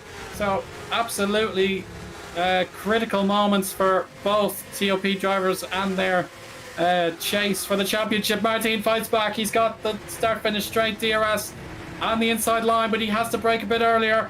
Mayer is ahead. Jack Mayer makes the move count, but what happens next is so important. Wasserman is in pit lane for what I imagine is a strategic call, knowing that P1... Oh, Freilich hits the wall. Again, hopefully that will just be a purely cosmetic incident and nothing has harmed his car whatsoever. But as I said, Wasserman on pole, it was certainly a tall ask for him to secure any podium results or top 5, knowing he's still in learning this particular car and all that sort of things. He's pitted. He's going to try and build his way back up again. So let's see if anything will happen there. So I'm looking at the tire chart that was on the screen previously. I have a second stream running from the YouTube side just to make sure I have everything that I can. So, a variety of tires. So yeah, some drivers think they can probably go to the end on the same set. Others are on the softs, like Freilich as a prime example. So they may have to do the 2-stopper pitting at the halfway stage. Knowing what we saw in race 1, it was Mayer who set the example, pitting lap 12, lap 13, that kind of range, and then going to the finish on the harder compound tire. So yeah, that could be the data that the drivers need to pay attention to, because if you're pitting lap 15, 16 on the softs and then going again, it could be too late, knowing how difficult it is to overtake here. So we're going to see how the different strategies pay off. But yeah, I have no doubt in my mind Hamming wants to go to the finish on the same set of tyres, whereas he's going to try and outsmart Mayer, who, if he can overtake HGP, that would be really something else. Then he can pull out the gap before a pit stop. I've a sneaking suspicion before this lead change occurs that Frank Hamming will know he can stay in contention for the win without a pit stop, whereas Mayer he'll be finding it very difficult to achieve the same feat. But now he's going for the double. Back-to-back wins on the same weekend is a very, very uncommon thing. We've only seen it from Szymon Freilich at Imola, whereas going back-to-back on consecutive weekends, Mayer did it in race 2 in Saudi and race 1 in Germany, so that does happen. And of course, Carlos Martin had 3 wins out of 4 between Canada and Hungary, so that was absolutely stupendous as well. So we've got the high caliber drivers occupying 4 of the 3 of the 4 places at the top. So yeah, that's where the experience counts. Whereas Hamming wants his first win of the season. Mike Quint all the way up to 8th already. So this is a much better showing for Malta Force. We're getting to see the very best of the most experienced name on the FS1 grid in this return sprint race. So Freilich versus Martin, that's going to be a turn up for the books here. If there is a fight for the victory, these two, they've got to probably determine who is the better very quickly, because Mayer will have that clean air advantage on the soft compounded tires. They're still relatively healthy, so before Hamming has the chance to counterattack on strategy, this is Mayer's prime opportunity to pull away and make the gap count for the pit stops. So Harvey is on the attack here versus Alex Lahou. So Lahou not having the best time of it here in the sprint race, and unfortunately he's got to eventually give up the inside line for 7. But turn 8, the acute right-hander is best 2 out of 3, I think, and that's Harvey through. Harvey completes the pass eventually, but the Singapore sling, it's just not enough for Lahou to get alongside, unfortunately. So there we have it. Thomas Harvey trying to show his credibility in this championship battle. He has made up 1 position, but he's got to find a lot more to try and unsettle the TOP guys. But they must be thinking, if we can get through this round, then we are primed for maximum confidence for Japan, and then the Abu Dhabi round also. Martin defending the inside of 16 and the outside of 17. Oh, Freilich's getting wobbly. He's trying to avoid contact, but at the same time keep tight to his rival.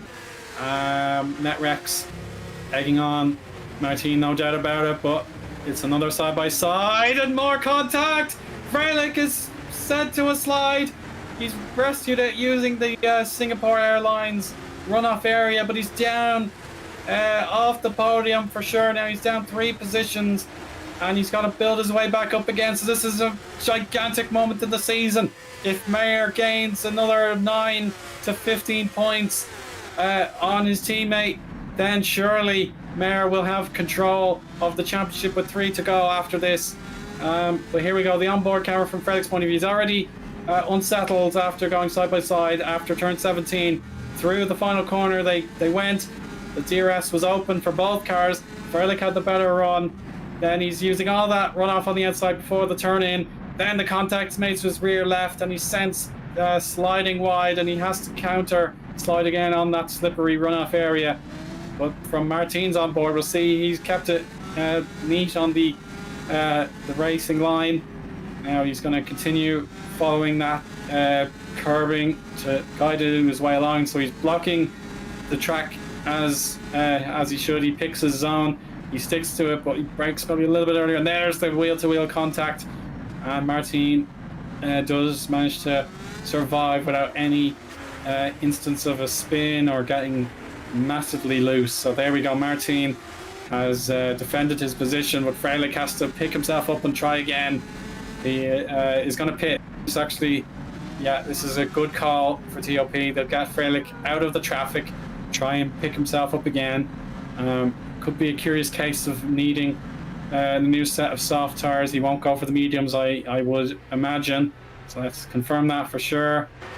Yeah, that looks like a repeat set of soft tires. So he's allowed to pick the soft tires again in the sprint race. So yeah, that is Freilich now down and down and down the order. We'll figure out what he's got to do to try and win this race or get onto the podium now that he occupies P22.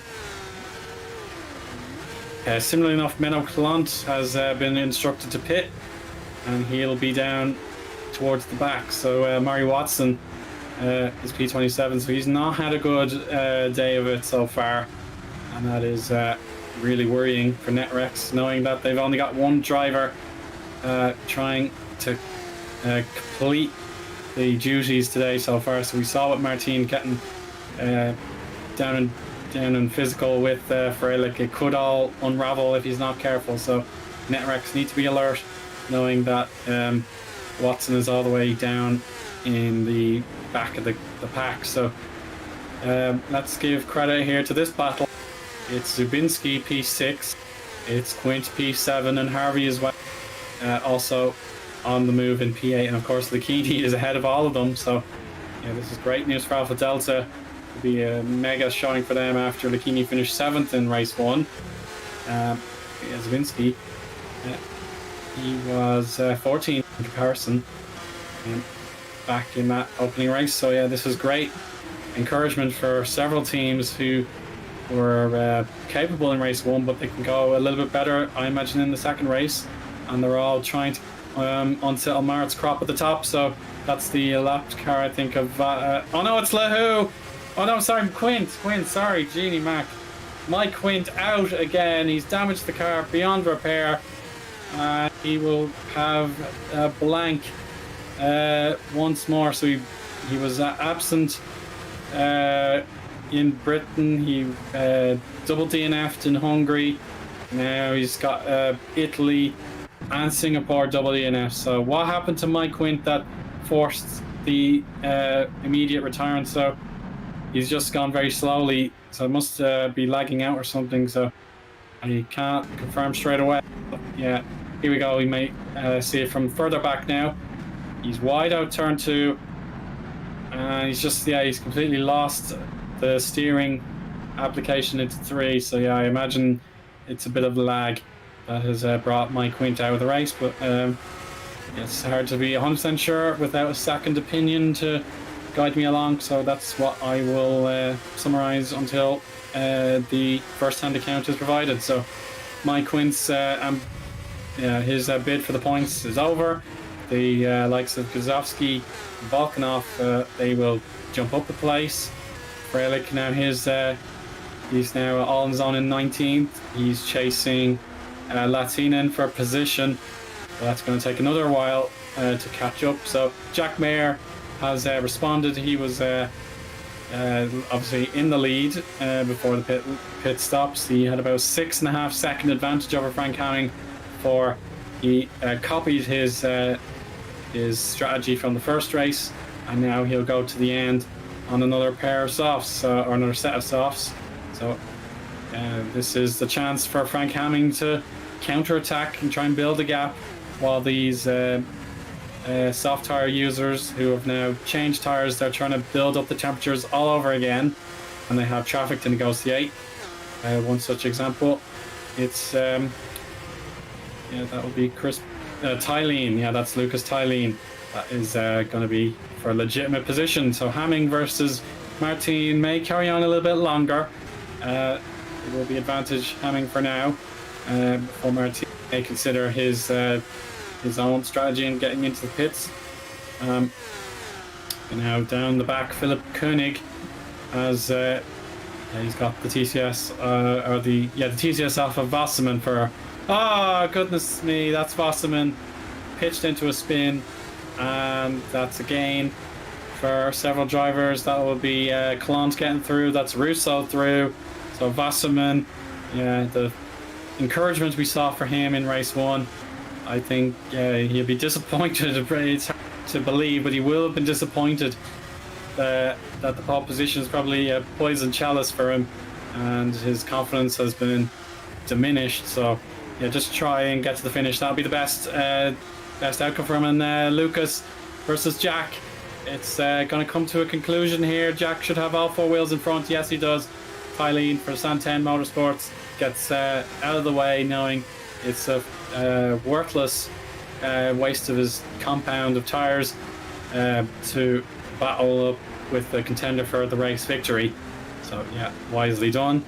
And you'll just try and avoid burning up the tyres or getting into a wall or anything like that. So yeah, the pressure is now on Jack Mayer to see what can be done with Chris Butcher next in line. So certainly a name that Jack Mayer will trust. I know from Super League, I'm sure they've crossed paths in the past. So Freilich in 14th by comparison.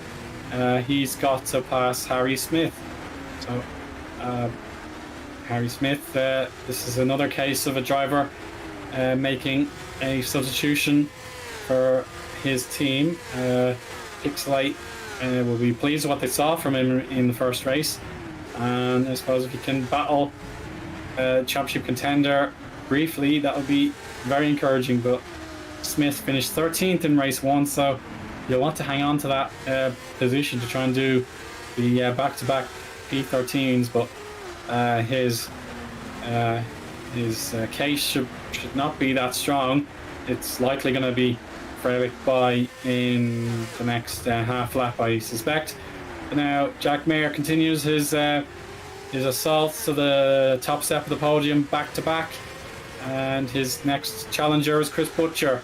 So the Lunark car is he's going to provide a fair challenge for him. Turn 1, it's not going to be suitable, I'm afraid. The Lunark is quick on the straight. DRS is not helpful enough there. So out of turn 3 into 4 and 5. Freilich also debating with Smith for that position. And now this should be Mayer. He's lined up. He's right underneath the wing. There's no possibility for Butcher to gain any slipstream. So here we go on the outside, heading into 7. Once Mayer, Butcher doesn't want to give up.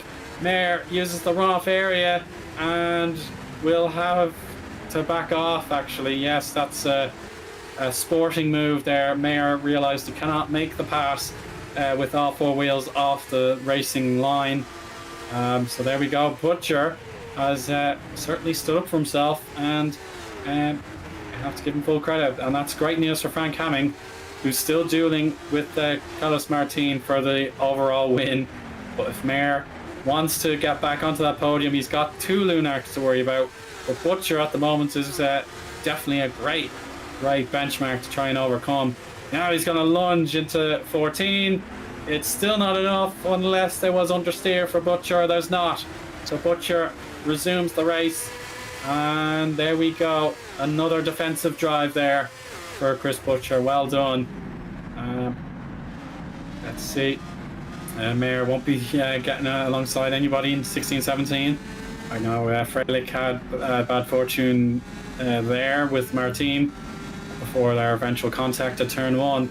So yeah, Mayer, his patience is going to be tested here with lap 15 underway for Frank Hamming. And what is the final trick in the playbook here for Mayer? What can he do to overtake the Lunark car? So fastest lap there, I think that's Thomas Harvey getting the fastest lap. Race view still not back from fact, but here we go on the outside line this time. This will be reversal fortunes, and Butcher, yeah, there's no way back there. So if you have the turn in for the 7th corner, then yeah, you've got a really helpful advantage, and Mayer can get on with the job. And be Maciej Hille. That'll be coming up a bit later on. The gap is quite big in fairness, so yeah, if Mayer wants to get back onto the podium, he needs to see where build sim is in the first place. So yeah, that data needs to be supplied to the intervals or on your screen. Thomas Harvey for P16. versus Jabinski. This will be under the end. Oh yeah, past the Anderson Bridge. There's debris on the track. I think that's a build sim wing for Taras. Could it be? Yes. Maybe not. No. Did look red on the end plate, so maybe someone else's wing from earlier. It's not Hilla's either, so that's okay. And as a matter of fact, Hilla is trying to beat Alex Lahu to a top 5. Lakini on the precipice of a podium, trying to deny Maritz Kropp another turn on the rostrum. So that'll be another tasty battle with those two purple tinted cars, different shades of purple. Let's see if anything happens with the leaders. They're just in the shot now, and Hamming is hanging on for dear life. He's almost ice cool in how he approaches these races, but it's a whole different kettle of fish when you are the leader and you don't get this vantage point very often. He's capable of the podium. He never lets you down for the points, but now Frank Hamming wants to get the win. Shimon Frelich has achieved his pass for P12. That should be Vincent Gutt. So yeah, Spark will be disappointed they're not able to keep both the TOP guys honest tonight. So yeah, we'll be TOP gaining there in the championship. Martin just has no way by Frank Hamming at the moment. Those soft tires, I hope he's been keeping them healthy, because his rubber is surely starting to grain a little bit. Maritz Kropp could also have an opening later on into the stint. So what is the Netrex team? What is their preference for this race? At this stage, it'd be too late to pit. It'd be very, very difficult to make up all that time, knowing how difficult the pit lane speed limit is. It's lower than most of the circuits. So 5 laps remaining now. Frank Hamming almost able to taste the glory, but it is still another 10 or 12 minutes of work for those 5 laps. So HGP just gotta keep those fingers and toes crossed, and then you'll have a race winner to celebrate. Netrex, they know what to do. They've had it as early as Bahrain with the race wins, and of course summertime they had Martin 3 out of 4. They had Watson 2 weeks ago. So yeah, different priorities, different beliefs, different experiences, all on the line here tonight in race 2 of Formula Sprint 1. So what's the status of Hamming? He's still keeping it tidy. Maybe that was Lakini a little bit loose, but there's just so little to give here. Anything could develop in this race. It's really down to the one-stoppers, the TOP guys in particular. They've got to make huge impasses now if they're going to stand a chance. We're on board with the driver who will be battling Jack Mayer for position. The harder compound yellows versus the softer reds, that will soon take place, but Mayer has to keep going for every lap now until the finish, or else he will not be the back-to-back podiums that he will crave, just to make absolutely certain that he'll have a lead, certainly approaching 50 points with 3 rounds to go. So let's see if Mayer can close that 3-second deficit. This is P17's Yassi Latinen. He wants to find 16th place and take it away from Mateusz Zabinski. So far, not so good here, but there is still a little bit of time left to go as Frisland battles Hyperion.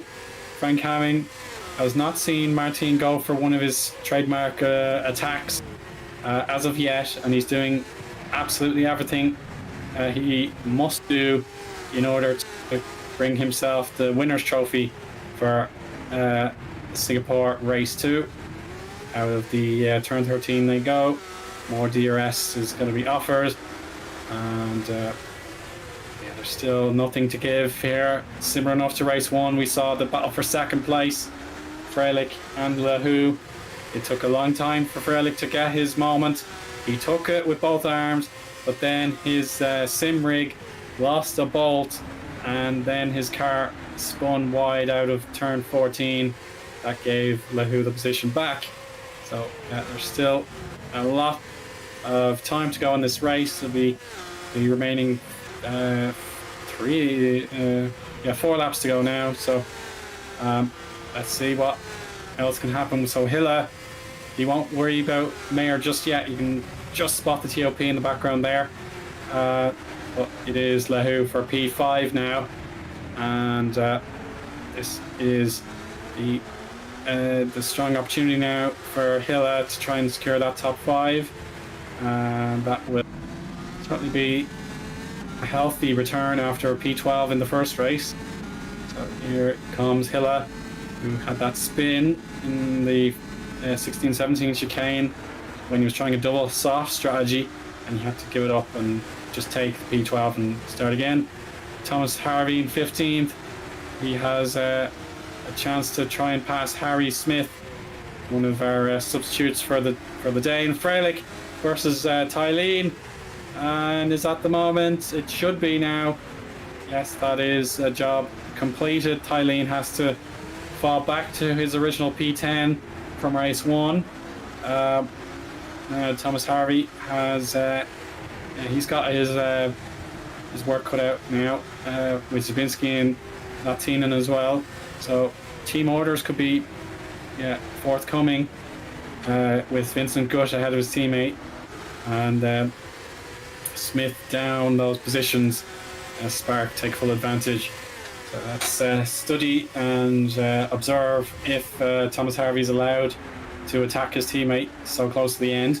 But here we go with the lap counter turning and turning again. Lap 20, 2 laps to go, and Hilla still can't get by Lahu, but now Mayer, he has closed the gap. He will have DRS starting now, and again it's the crucial 5 through 7, and a little bit of a wide there, and he's got to keep it on the black stuff a bit longer, but Zabinski fights back. So Vincent Gutt is allowed to hold station. Harvey a little unsettled there. Now watch out for Smith's counter attack. This is for the championship point of P15, and Smith does back off for now. A wise move, because he can try again a little bit later on. Mayer still in the wake. He cannot find the way through. Block on the inside line from Hilla. There we go, a slide for Hilla. He's lost some traction into turn 9. Side by side they go. Their wheels are going to nearly touch. Singapore sling. Championship permutations here. Someone's got to back out. None of that, obviously. But Mayer forced the issue. He gains the position. And that's P6. So a little bit out of extra gain there. Hilla wants it back. He does not care about Mayer's fortune for the crowning of a champion at the end of the season. He wants that position back. But his harder compound tire is giving him a little bit more of a fight, but not enough. So Mayer is poised to earn the P6. That's 10 points. Freilich, P8 for 8 points. One of my blunders of the year previously. I got it totally wrong, whereas 8 points for 8th is the most memorable score, apart from the winner, obviously, of 25 for the feature and 20 for the sprint. So yeah, I'll remember that from now on. 8 points for Freilich, 10 for Mayer. And the final lap should be started already. Here comes Hamming. He's entering turn 5, and Martin has fallen back. So those medium tires going from the pillar to post have worked out nicely for Frank. He's almost there. He's just got to do what he usually does, and that's stay nice and relaxed. And then he will finally taste a winner's triumph for a long stint here in Singapore. The 52 laps combination the drivers have been tasked with. But now the final point battle rages on. Vincent Gutt is the head of the queue here. Thomas Harvey needs some slipstream from his teammate to ensure he has 14th position against Zabinski, but Zabinski has earned his way to the inside line. Harvey will turn in, going wheel to wheel. And Zabinski's through, but what about Smith? Is that Smith as well? It will be. It will be Harry Smith. Can he get the inside line for 9? No, it's going to be a bit of a lag on the understeer, but Hamming is heading towards the penultimate chicane. He's still clear of Martin, and he's waited all year for this moment, collecting points race after race, but not enough in terms of more than the podium. He's gained a few podiums, but now it's his chance to go P1. Through the final corner he goes, and he's done it. HGP have their winner, and it is Frank Hamming, number 73, has finally got the victory, and he has beaten his direct championship rival Carlos Martin to the punch across the line for P3. Full congratulations to Maritz Kropp for that result. Lucchini P4, and Mayers Dunny beats Lahu to 5th, so another gain for the championship leader. Freilich still stuck on 8 points. More drivers coming across the line. This will be Vincent Gut holding off his teammate and getting Spark the bare minimum really that they would have been hoping for. It's 15th for Guzovsky. Guzovsky beats his teammate for the final championship point. Guzovsky and Zabinski are ahead. So yeah, something happened to the Spark cars. Harry Smith, unlucky. He did not get his full rewards, and Menno Clant repeats what he did in race 1. I saw a photograph. He crashed at the wall at the end, crossing the line in ribbons, but I suppose if he's done it twice, then it has to be on purpose. So there we have it. Menno Clant deciding to do a rock star move and just smash his equipment at the end. So there we have it. P23 there for Juanma Fuentes, the final classified driver. So, oh my goodness me. Well, the lead never really conceded once Frank Hamming got the reverse grid P2. He never looked back, as Vossman had no hope, losing all those positions against the experienced drivers. So here's the battle at the end.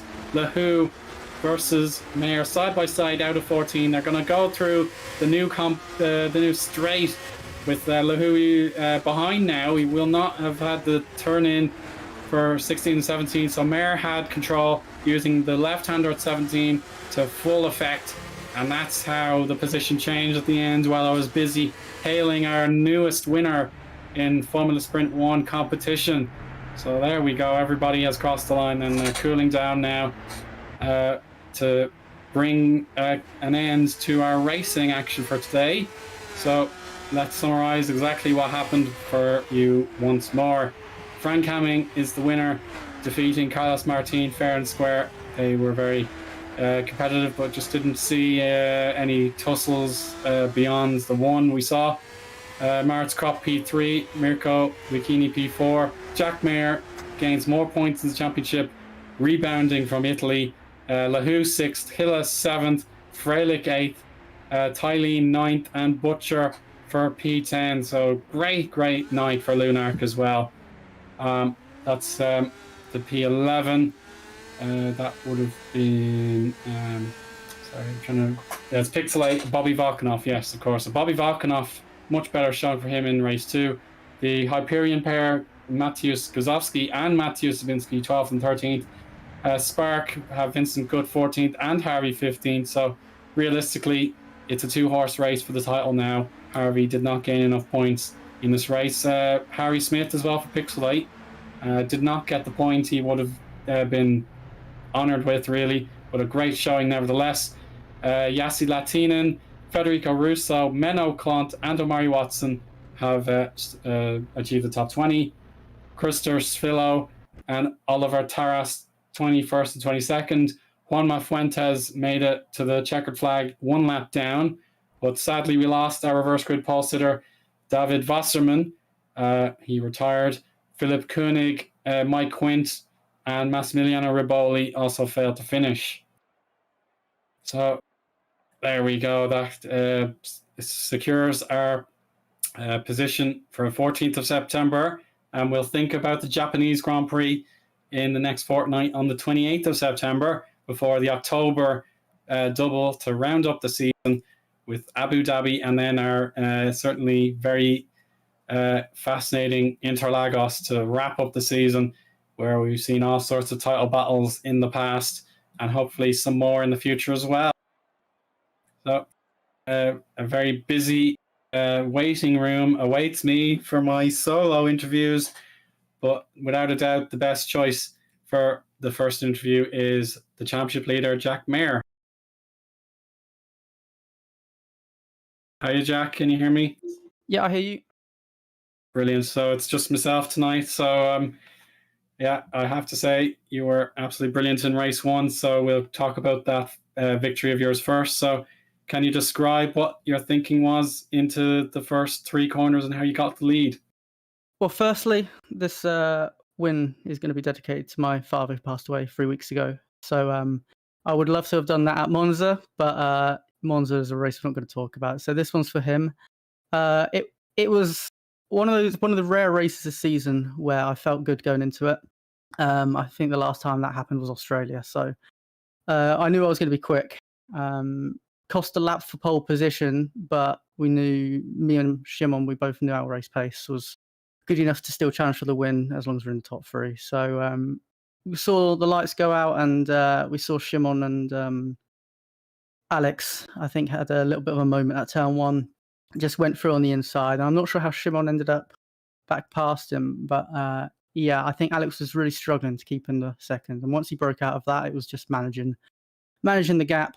Saw his tyres drop off, and yeah, into the second stint.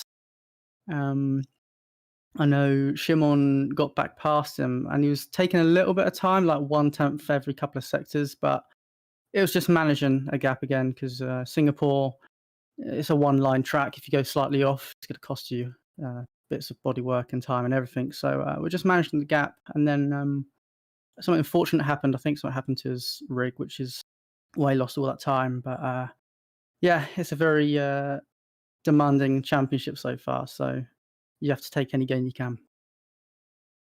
Absolutely, and my heartfelt condolences on your loss. That is truly heartbreaking. Yeah, I really hope your family are still getting the condolences and the peace they need at this difficult time. So yeah, I'm really sorry to hear that. Thank you. But yeah, your strategy was to pit lap 12 on race one and undercut your rivals. So yeah, once that happened, I'm sure your confidence was through the roof, knowing the win was practically yours. Yeah, I think it was lap 13, actually, if I remember rightly, Yeah, or lap 13. 14. It was one of them. I know Shimon was always planning to stay out another lap anyway. But it was more a matter of, we could have pitted any time from lap 13, but it was a matter of finding the gap, and there was an overcuts, if you will, because the hard tyres it was like Imola at the start of the season. It takes about a lap to warm up. So the first lap, you're going to lose a lot of time, and then from then on, it might equal it out based on old soft. So it was just a balancing game, and it's easier when you've only got 3 cars to look at. So we had that advantage. But yeah, once the pit strategy was all done and everyone was back where they needed to be, and we had a comfortable, I think, 6-second gap to Shimon, and yeah, it was just managing the gap. And we're fighting in the championship, but I don't suppose we're ever for 1 second going to do anything risky. So for that time, I knew there was no need to push too hard. Indeed. Then the reverse grid, that was a little bit more challenging, but I suppose, yeah, once you found some clear air, like you were willing to go for the one-stop strategy, whereas our winner, Hamming, decided to go mediums to the end. So what do you think, the fact that you had to fight back against several drivers, what did you think that made the difference in not getting the podium, or was it already difficult? Hindsight is amazing, especially in FS1 race twos. It's always a lottery. You can't predict what other people are going to do until after the race. I mean, me and Shimon, before the race, we ran a full simulation of the race two, himself trying to go the end on hards and myself doing a one-stop on soft like I did. And I passed him fairly easily at the start and caught him with 5 laps to go. And so plenty of time, and I know you take into account other traffic, but especially with the pace difference we seem to have in race one, it seemed like a no-brainer. But obviously, literally the entire grid doing a no-stop made things harder, especially once you take into account DRS trains. And I mean, it doesn't help when you have less room being given to you, to put it politely, by certain drivers. But main thing, finish the race. And I mean, on another day, everyone could go for a one stop and you could be the only one on a no stop. And if you're on the no stop, then they've got no traffic. So it works both ways. You just got to take a gamble sometimes, especially too. But championship wise, it didn't really matter, did it? No, you've made the reverse gains. You reverse basically the losses you had to Shimon, so you've gained back that advantage. So you're probably about 50 points clear with the 3 rounds remaining. So, any insight on how you think the title could be yours? Is it going to be a case of you need to beat your teammate over and over to make sure, or do you think playing it safe is the better approach? Well, beating him would help. I mean, we have points to play with as well, but it can be done easily. The championship has swung wide all season, with Shimon at one point having, I think, a 75-point gap over me. Here we are now, almost reversed. Okay, about 40 points, I think, probably give or take 10. That can easily be lost in 2 rounds. It just takes a little bit of bad luck, a little bit of good luck on his side. So yeah, just race by race until we get to the final lap of, I think, Brazil's the last round. Then we'll just keep pushing to get best result. If that's finishing behind him by 1 position, it's better to finish behind by 1 place than risk everything. So yeah, we'll just bring the car home. We've done it so far this season pretty okay. So yeah, 3 rounds, we'll see. And Jack Mayer, thank you very much for your time, and best of luck for the next 6 weeks before the finale in Brazil. So thank you very much and take care. Thank you, and great job on the broadcast. See you Thank later. you so much. So next up, we have the Spark representatives. I'm going to bring them in together, Thomas Harvey and Vincent Gutt. So let's have a listen to what they have to say. Hello, Thomas and Vincent. Can you hear me? Yep. Hello. How are you doing? So mixed fortunes, I suppose, in the race, but double points for race 2. But Thomas, what was your strategy in race 1? It certainly worked a treat to get you P4. Yeah, I was just lacking quali pace, so P9 in quali, and it wasn't the best lap. But to be honest, my optimal probably wouldn't even got me up. It probably might have got me up like 2 positions at most. So to be honest, I can't be too disappointed with that. I think it was just yeah, I just didn't really have it in me in quali. And then in the race, yeah, obviously started P9, ended up down P11, then you're getting crank again into the hairpin. So P10 after lap 1, and then just managed to climb my way through, capitalize on a couple spins, and in general just a little bit better strategy. I think there were people who probably didn't realize how good the softs could last, and in fact, I think it would have been a bit more optimal to do an extra lap, to be honest. Put an extra, but I didn't have the fuel for it.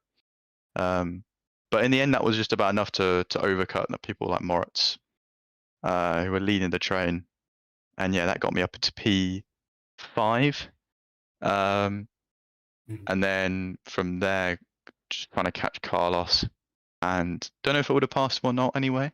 But obviously, he made a big error, kind of spinning out, and yeah, that just gave me a free P4. So I think in the end, that was the maximum for in race 1. So yeah, happy with that.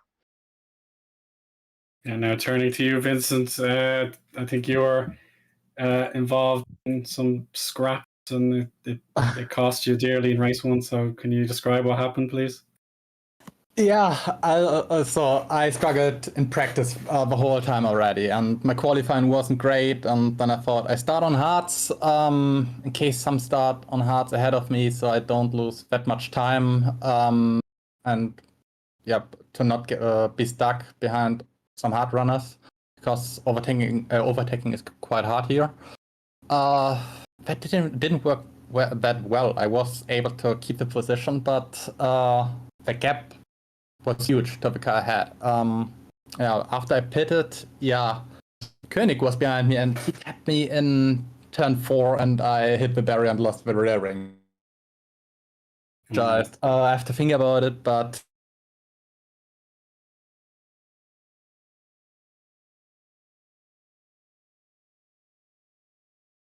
I think I've lost audio with there, Vincent. Do you have another try there? It maybe coming my end. No, that's all ends. It's gone blank, unfortunately. All right, one sec. I suppose, while Vincent has lost connection there. Thomas, race connection. 2, you're... Oh, he's back. Yeah, he's back now. Okay. Yeah, I didn't I didn't notice it. Yeah. In the pits, I stalled. Engine was off, and I lost like 15 seconds or so. So I bottled it myself already earlier. That was annoying. Race 2. Both starts were really good. And then I started on hards, and I just had to like wait until the soft runners pit. It worked quite well. I gained like 5 positions or so on this track. That's good. Mhm. Yeah, and I'm happy for Tom's before, and he was my wingman in the last laps in race 2. Yeah, we definitely saw that. So yeah, Thomas, we'll talk about the conclusion of race 2. So I suppose reverse draw. It gave a little bit of promise with Wasserman on pole, but the fact that the two of you were scrapping for the final points with Hyperion, I suppose, Thomas, the fact that you were second best in race 2, what do you think went wrong? Well, I mean, I know what went wrong. I mean, okay, so I may or may not have stalled on the start. So I've gone from P6 to P16. And then, to be honest with you, too much happened to really remember to tell the entire story. But long story short, I got up to where Alex was. I ended up actually hitting the pit limiter. That brought me down a couple positions. I think a bit before that. Oh yeah, a bit before that, I was trying to go around the outside, and then someone was on the inside, so it made it 3 wide. So I got put in a wall. So that gave me dark blue. Everyone on the front, apart from the front wing. Then coming for the pit stop, I don't realise that it's repairing my damage, so that cost me an extra 7 seconds because I can't get to my keyboard. It's too far away to quickly skip the damage. And then that put me back further. And then trying to pull to the inside, the other guy ahead pulls the inside, so I know I'm to swerve with DRS on. So I do a full 360, and somehow keeping out the wall. So yeah, that's why I was so far back. In general, even if I did everything right, the one-stop strategy just wasn't really quick enough. So I wouldn't have had glory, but I definitely had the pace because I managed to do the fast lap. So one of them things where it is what it is, and you just gotta move on. And then obviously after the spin, my tires were not in the best shape. So basically resign myself to a wingman role with Vincent to try and keep the positions. We did end up losing out one position, but in the end, all the points matter. So we'll have to just take 14th, 15th, take the pain and move on. I suppose, Vincent, you're double duty as driver and team leader, is that correct? Or Yeah. Doubly sure, yeah. So I suppose, do you have a strategy in mind to try and get some success out of Suzuka? Yeah, Tom, you should start. Well, I won't be at Suzuka, so that's a start. Yeah, that's a pretty good strategy. But I suppose, you just want to try and fight back for P2 in the teams championship. That's probably the main game. I don't know what the situation right now. I saw, I think it was Amaru without a rear wing in race 2, so he didn't score a lot, while Carlos scored a lot. Tom scored well in race 1 or 2, so it changed a bit in favor for Netrex, but not too much. It was kind of okay, although all around it was quite bad. So I hope. Oh dear. Same thing again, unfortunately. Yeah, just the light is showing. There we go, back. There we go. Oh, I hope we can keep the gaps.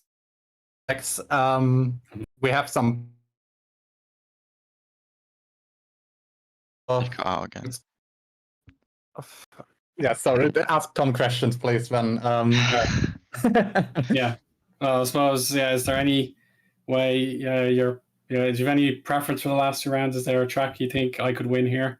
Just to wrap up this portion of the interview. Unfortunately, I can confirm today and I kind of knew, but now I definitely know that I will not be able to do the next 3 rounds of the season. So Vince is gonna have to find someone who is as or decent enough. We've got a decent gap to net rates. I think they probably closing a bit there. So whether we'll be able to keep second, I have no idea. But I've done what I can. Although with some a lot of mistakes maybe throughout the season. But yeah, it's been enjoyable. Hopefully, yeah, for Vincent's sake, we can finish with P2 in the championship. But it's probably going to be close. I don't know. Yeah, it could come down to the last couple of points. But yeah, Thomas and Vincent, thank you both very much for your time, and good luck for the remainder of the season. Thank you. Thank you. Cheerio. Now, I've been promising to chat to Lunark driver for a long time, and finally, I'm ready to announce Maritz Kropp in the interview room. So, Maritz, can you hear me? Yes, hello. Brilliant job. So how are you keeping? You must be thrilled that the podium in race 2 and indeed a top 6 in the first race. So which would you like to talk about first? Well, I'd like to talk about our preparation before the race.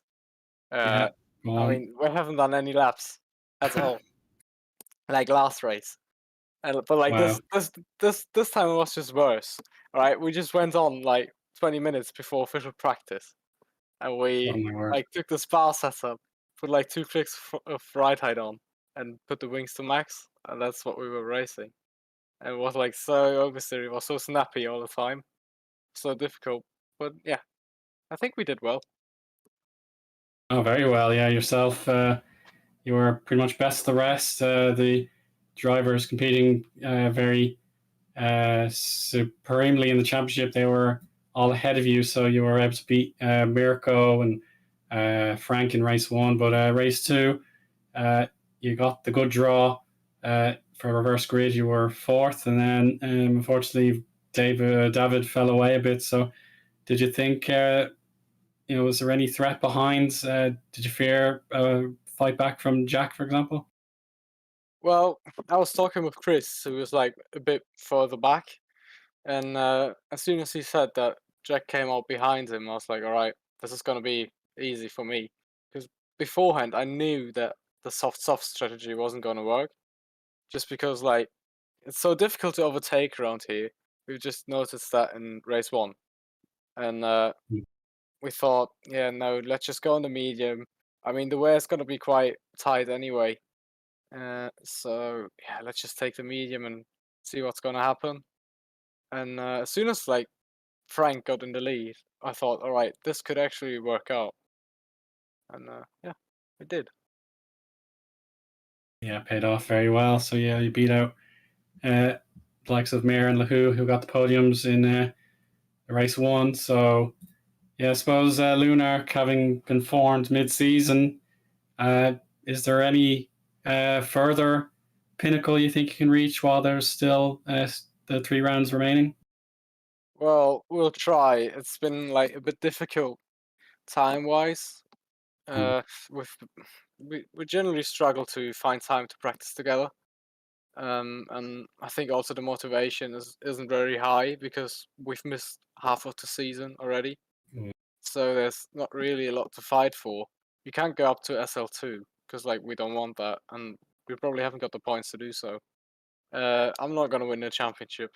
Chris is not gonna win the championship, and we're still like under the THR umbrella, and those guys obviously need to focus on Super League, and we're doing a bit as well. So it's not that easy to like get the setup sorted. But I hope that we can like replicate what we did at Spa early on. That would be nice. I would, yeah, definitely. So I suppose, yeah, I'll leave it for there, Maritz. I apologise for not getting you in or Chris in sooner, but I'm glad to have had a chat with you, and best of luck for whatever you can manage for the rest of the season. Thank you very much. So long, take care. And we've one more nominee for interview, and that's none other than Alex Lahu. So hopefully he is able to fit in some chat time. So let's bring him in.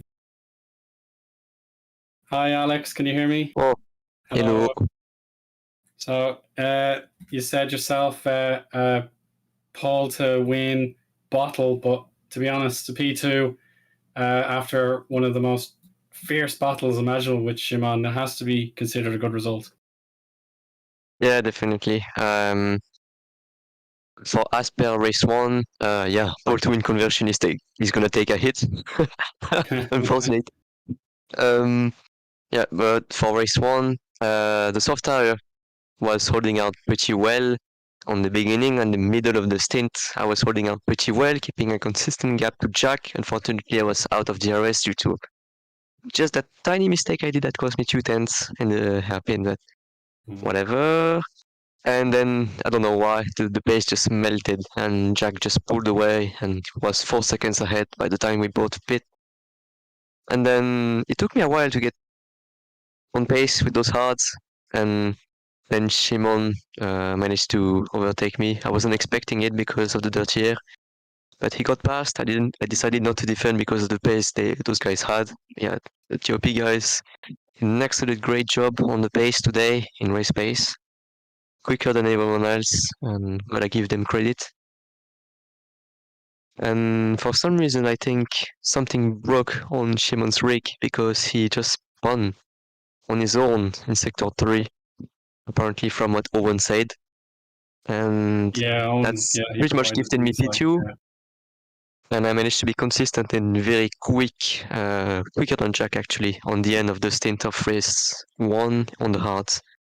So I'm taking P2. I'm gonna take it home actually because I didn't really deserve it to begin with. Well, you do have to take the good luck when it arrives, but race 2, the reverse grid draw, I'd say, it was a bit cruel on you because Wasserman in P9 elevated his way up to P1, so you basically swapped around with your teammate. So to be honest, it was great that you got the pole position awards for you both, but you had to deal with both the TOP guys. You had obviously Thomas Harvey to deal with before you had his stall and all sorts of distractions. So it was difficult to start with race 2, but what was your exit strategy to make sure you still managed the top 6? Yeah, the question was between soft and pit for softs at the halfway mark. But having seen the pit delta and how hard it is to overtake someone around this track, we decided to go for the hards.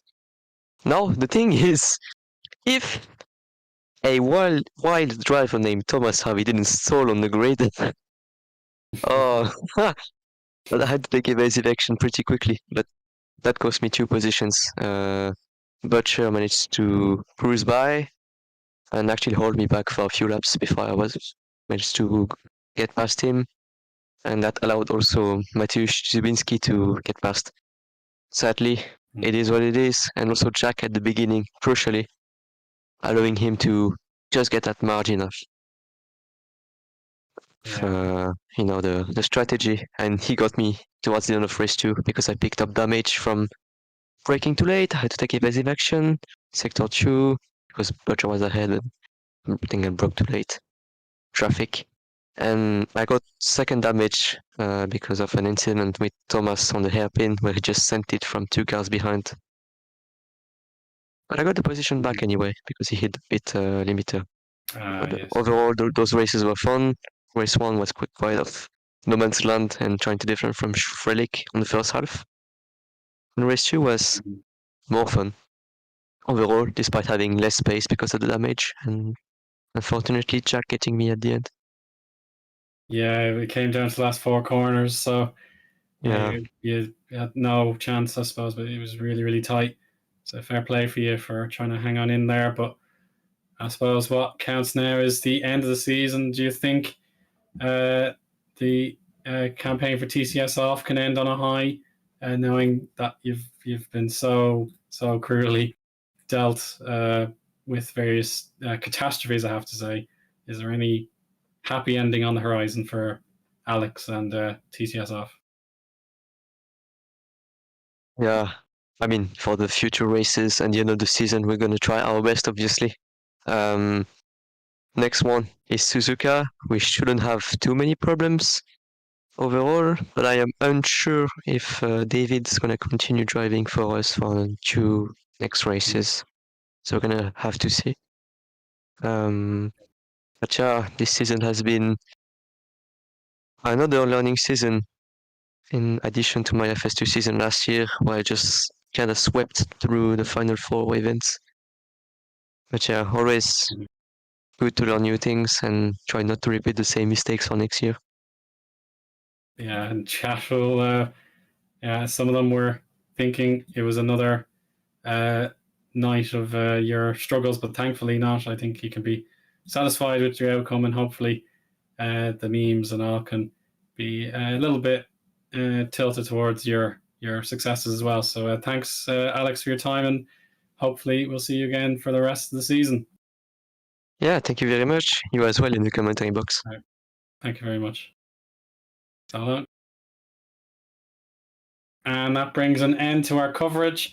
It's been quite the solo stint for myself in the speaking role and Heigo in the broadcast direction role. So I'm honored that we made it through without any technical gremlins on my side. So that is a relief. And I'm going to rest the voice for a bit now and think about my weekend. And this time in about 16 hours, that'll be a great bit of rest for me. So I hope you all enjoyed the coverage following along with qualifying and the 2 races. And the next round is, of course, Suzuka at the end of the month, the 28th of September. So Ed Hunter will hopefully be back and providing his excellent insights and bringing the coverage back to the ideal pairing that we had to forego for a night. So without further ado, that is all. Thank you very much for tuning in, and we'll see you again next time. So long and bye-bye.